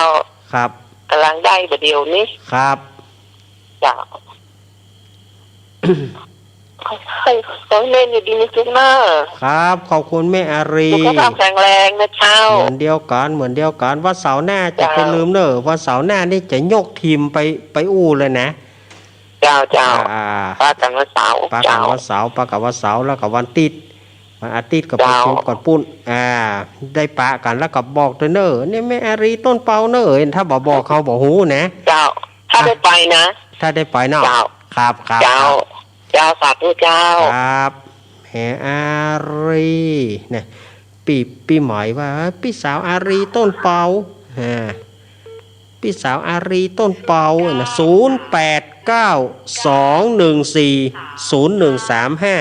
โทรเข้ามาเลยจะเริญปอน เจ้าการนมัสการเด้อพระคุณเจ้า แม่โทร ส จาก วัสดีปีใหม่ ครับแม่โทรจากไหน แม่สายเกณฑ์ขีดบ้านเจียงมันหมู่3อำเภอเจโฮมจังหวัดลำปางเจ้า แม่สายเจ้า เปรมจิตเหมือนกัน เกณฑ์คิด อ๋อ กะ เจ้าฟังอยู่เด้อม่วนดี ฟังอยู่เนอะ แม่ แม่ กำโลกกำลังใจฟังสวัสดีปีใหม่ฟังเน้นฟังเจ็ดรักเจ็ดทำอย่างคนเฒ่าคนแก่ฟัง อ๋อค เข้า รับ ใจ ครับ ดีเจ้า เข้าใจดีเนาะ เจ้าเป็นฟังกันตืดๆอะแต่เขาโทมตีเจ้า ชมติดบ่ เจ้า แม่เนี่ยกะแม่เป็นตัวแทนกันแล้วกันเนาะ เจ้า ขอบคุณแม่ เขา สายเนอะ ฟังโทรเติมติดกับเขาเบอร์โทรกันก็ฟังอะ ขอบคุณแม่สายเนอะ สวัสดีเจ้า ครับขอบคุณแม่สายเนอะ เจ้าการนมัสการ สุมาเตอะเสียงวิทยุอีแม่น่ะมันวีดวอดน่ะยายพรไว้ไหนเนี่ยเจ้าของขันตั้งอ่ะยายพรน่ะไหนหะเจ้าของเฮือนใหม่อ่ะเจริญปอน เอาไว้จ่าหลวงเลนเจ้า จากตั้งใดแม่ จากแม่สลัดจะสอนเพื่อนป้าจะมารับ แม่สลาดแจ้ซ่อน เจ้า แม่สลาดแจ้ซ่อนมาแล้ว แม่สลัดโอ้ยชัดเจนดีเลยฟังในหนึ่งหมอนดีเนาะ พังม่วนดีบ่ เจ้า หลวงเลนอยู่ดีสบายเนอะ ขอบคุณแม่สลาดเนอะ เจ้า อยู่ดีมีสุขนะ คนอย่างนักปัดเป็นมาใจมาไกลเนาะ เจ้าขอบคุณ หล เน วง อะ โควิดนี่ก็แก่ใจนี้ไปสาตั้งแผ่นดินจุดปุ่น นั่นนะกะขอบคุณเนอะ บอกเป็นว่ายังมนุษย์เนาะ ครับ สาธุสา สา ธุ ธุแม่ฉลาดแก่ซ่อนมา0892140135มาแล้วเจริญปอนคอยสาวันนี้สวัสดีนะครับผม ไอเอก ครับผม มาแล้วไอเอก มาได้ไปชมกำลังใจเพื่อนวันที่9วันบ่เป็นหยังบ่เป็นหยัง คนที่จะไหวเราเดี๋ยวทั้งกวันนี้เนาะ นากา ให้คะแนน100%นะเนอะ อร่อยเนาะ เดี๋ยวหน่อย ขอบคุณไอเอกนัก ครับ ๆ เดี๋ยวไปขอให้พรให้สมเด็จพระราชสมมีความแข็งแรงเนอะ ครับ แก้วขาดปลอดภัยจากโรคภัยไข้เจ็บทั้งปวง ครับ สวัสดีครับผม ขอบคุณไอเอกเนอะไอพงมาเตอเนี่ยไอพงไอพงปะสร้างเขาเนาะไอเอกวางสายให้จิมสุมาเตอขอบคุณไอเอกวางสายให้จิม โอ้เจริญปอน มันขันเจ้า จากตั้งได้หา โอ้คนโทรแต่เพิ่งว่าเป็น100เตือนแล้วนะ ฮะ จ้าแม่โจ้แม่โจ้ แม่โจ้ ตาย แม่โจ้เนาะแม่หยังก็แม่ แม่โจ้ถึงตายจ้าแม่โจ้อำเภอถึงตาย ก็น่ากะชื่อแม่หยัง อ๋อแม่4,000เจ้า แม่สีพรเนาะ 4,000กันคิด เออ แม่ก็ถามว่าไอ้ ฮะ แม่ก็ถามว่าขึ้น96ต้นบดีจ้ะมันเป็นชื่อเสียจ้ะ หมอฮู้ มันออกรู้นะ2วันแล้วอ่ะ ขึ้น96เนาะ เจ้า แต่บ่ได้บ่ได้หมุนไปฟังหอขึ้น96บ่ได้หมุนไปหอแม่สีพรเนาะ แม่ฟังลูกแม่ทุกอังคารเลยอ่ะ อ้าวขอบคุณหลายๆเน้อ ได้แต่โทรบ่ได้มันบ่ได้มันสิ บ่ตานเปิ้นบ่ เป็นร้อยเที่ยวไปแล้วนั่นเนี่ย บ่ตานเปิ้นบ่ ก็ที่เดียว กดนะวันนี้ฟางบ่มีสักสายนะวันนี้นะขอบคุณเน้อแม่สีพรเน้อขอบฮะ อันนี้สมาชิกใหม่เนี่ย สมาชิกใหม่น่ากะว่าละบ่ ก็แค่จินแค่การตัวแล้วบ่ได้การเปื่อยเนาะ อ้าวขอบคุณเน้อนั่งเน้อแม่เน้อ เนี้ย ฮะ อยากให้ได้เบอร์โทรมาน้องพี่สมัยอ่ะ เอาอันนี้ขอหลังไม้เนาะถ้าใดวันพุกวันพุกเน้อแม่โทรหาหลังไม้เน้อเจ้าวันพุกแรงๆหน่อยนะเพราะว่าตอนเจ้านี่อันก็ติดงานอยู่ต้องแรงๆหน่อยเน้อขอบคุณแม่สีพรเน้อ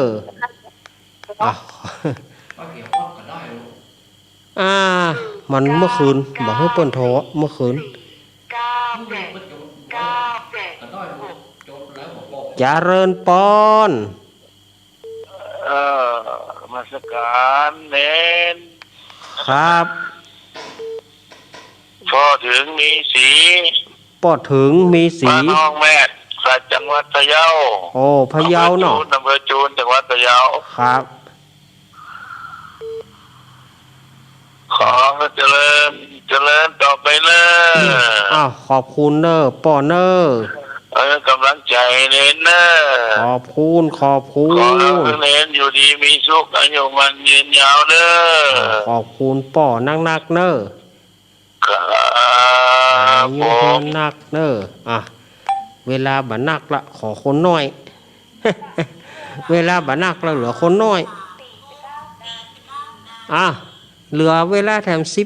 เหลือเวลาแถม10 นาทีโอ้บ่ฮู้ตัวเนออันนี้ตีเสมอขึ้นมาเลยหออันนี้ตีเสมอขึ้นมาเลยโยมตะกี้เจริญปอนครับมันสิการดอกประเด็นเจ้านี่แม่ยังเลย แม่ยวงบ่เจ้าตัวมัน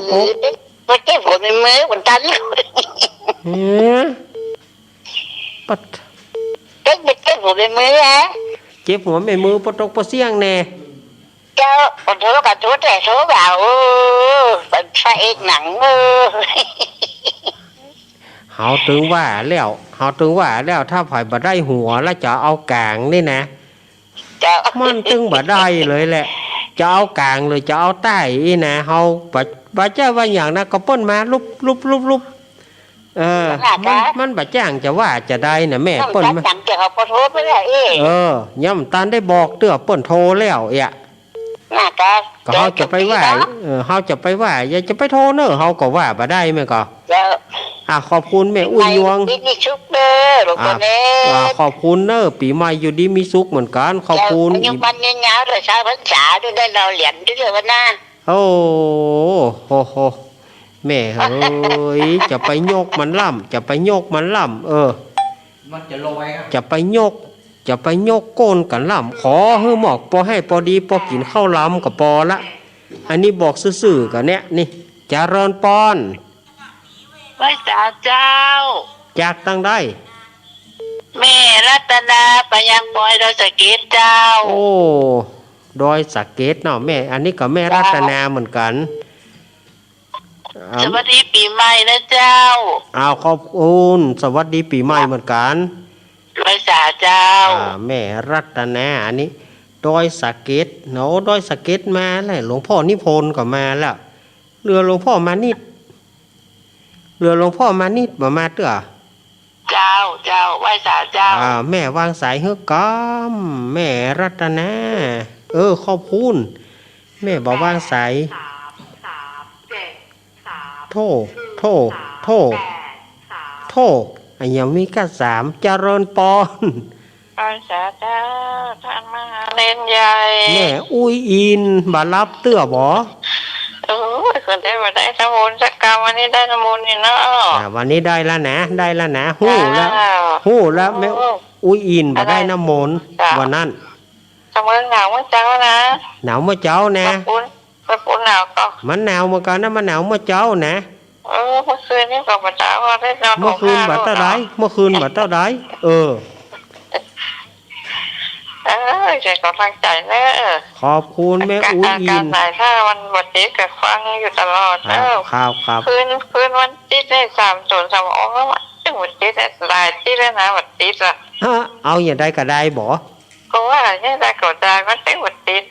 แม่มัน เป็นได้มาโห เพราะว่าไปโทษ ตู้ลงดอยแหละว่าจังวันติดเอาแค่ขึ้นดอยตาแก้วค่ะเนาะ ถ้าโทรศัพท์บ้านนะเปิ้นจะบ่มีสายเรียกซ้อนเนี่ยมันจะบ่ได้เนาะแม่เนาะขอบคุณเนอะอุ้ยอิน แต่ว่าฟังแล้วฟังตลอดอ่ะจ้ะ ขอบคุณอุ้ยอินนักๆเนอะ เป็นกำลังใจเจ้า ขอบคุณอุ้ยอินมาสายสุดท้ายสุดแถมสายหนึ่งมา0892140135เอามาเลยเข้ามามีก็บ่มีอาตมาจะเอวังแล้วนะ เอวังเลย บ่มีอาตมาจะเอวังแล้วเนอะ ห่วง ใจอันอย่างอาตมาบอกพอค่อยม่วนตะใดเฮ้ยวันนี้บ่เอาละศรัทธาญาติโยมวันนี้ก็อาตมาก็ได้อู้ผิดอู้ถูกไปขอสุมาเนอะถ้าหากว่ามันอู้ผิดอู้ถูกไปอย่างใดนะมันเบลอไปพ่องวันนี้สวดมนต์ก็ญาติโยมหาฟังว่าบ่เป็นหยังไงนะอาตมาหูก็ตกไปหลายตัวอาตมาหูตัวกันนะว่ามันตกไปหลายตัวเพราะมันว่าถ้าเขาย้างแล้วมากึดแต่ซ่อมหายมันไปบ่ได้มันจำเป็นต้องลุยได้บ่ได้ก็ต้องลุยกันละถ้าเขาบ่ลุยนะเขาเมาแอะนะมันไปบ่ได้ฉะนั้นบทไหนเขาบ่ได้เขาจะลุยละลุยซ้ำไปติ๊กๆก็เดียวมากับโพดละไม่จะเป็นอันนะถ้าเขามาเมาท่ากับมันนี่นะกึดอย่างนี้นะอาตมาหูว่าตกหลายตัวเหมือนกัน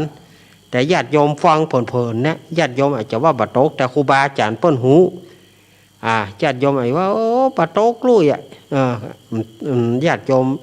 ก็คือว่าสู้คือกำลังใจกันนะแต่อาตมาหูว่ามันผิดไปจัดหลายอาตมาหูตัวกะว่าผิดไปจัดหลายออกงานของพี่ที่สมัยนั้นเลย จะไปลืมเนอะศรัทธาญาติโยมวันที่9 มกราคมตรงกับวันอาทิตย์ก็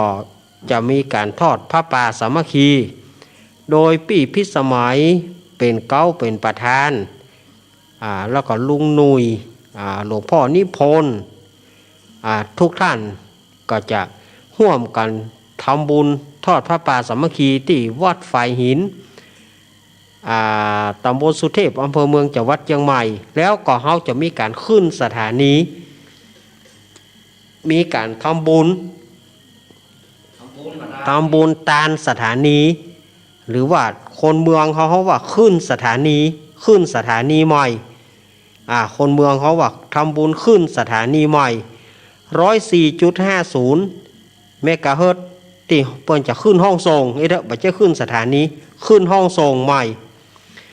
โดยท่านอาจารย์ท่านพระครูสมุวิศวัตวรกิจโจเปิ้นจะขึ้นสถานีใหม่ขึ้นห้องส่งใหม่ฉะนั้นก็เชิญชวนคณะศรัทธาญาติโยมไปร่วมกินร่วมทานกันวันที่8พบกับคาราวานธรรมะคลายเครียดก็มีพี่พิสมัยเป็นหัวหน้าทีมแล้วก็ทางอาตมาก็จะมีเพิ่มสีสัน จะมีหลวงลุงชัยวัฒน์แล้วก็ท่านมหาสมชาติจะไปแจมตัวกันวันนั้นอาตมานิมนต์เปิ้นไว้แล้วเรียบร้อยละหลวงลุงอาตมาก็นิมนต์ไปทางการละท่านมหาสมชาติก็นิมนต์ไปทางการละนิมนต์ไปทางการเรียบร้อยอันนี้กับเชิญชวนเนอะศรัทธาญาติโยมไปร่วมกินร่วมทานกันหมดเวลาเพียงเท่านี้อังการหน้ากล้วยปะกันใหม่วันนี้ผิดอันใดขอสุมาอภัยเนอะปีใหม่นี้ศรัทธาญาติโยมมีแต่โชคแต่ลาภมีแต่สิ่งที่ดีมีแต่สิ่งที่งามสวัสดีครับสวัสดีครับโชคดียินดีจงมีแก่คณะศรัทธาญาติโยมสุขได้ล้ำธรรมได้เลิศปอนได้ประเสริฐจงบังเกิดแก่ศรัทธาญาติโยมทั้งหลายสุดท้ายนี้อาตมาภาพขอขอบคุณผู้อำนวยการทุกสถานีที่เอื้อเฟื้อเวลาให้กับอาตมาภาพอังการหน้าถ้าบัดติดหยังก็จะมามาจ่าเหมือนเดิมสำหรับวันนี้อยู่ดีมีสุขเหมือนกันจุปุจุโหเนอจัตตารโอธรรมาวัฏันติอายุวันโนสุขังพระลัง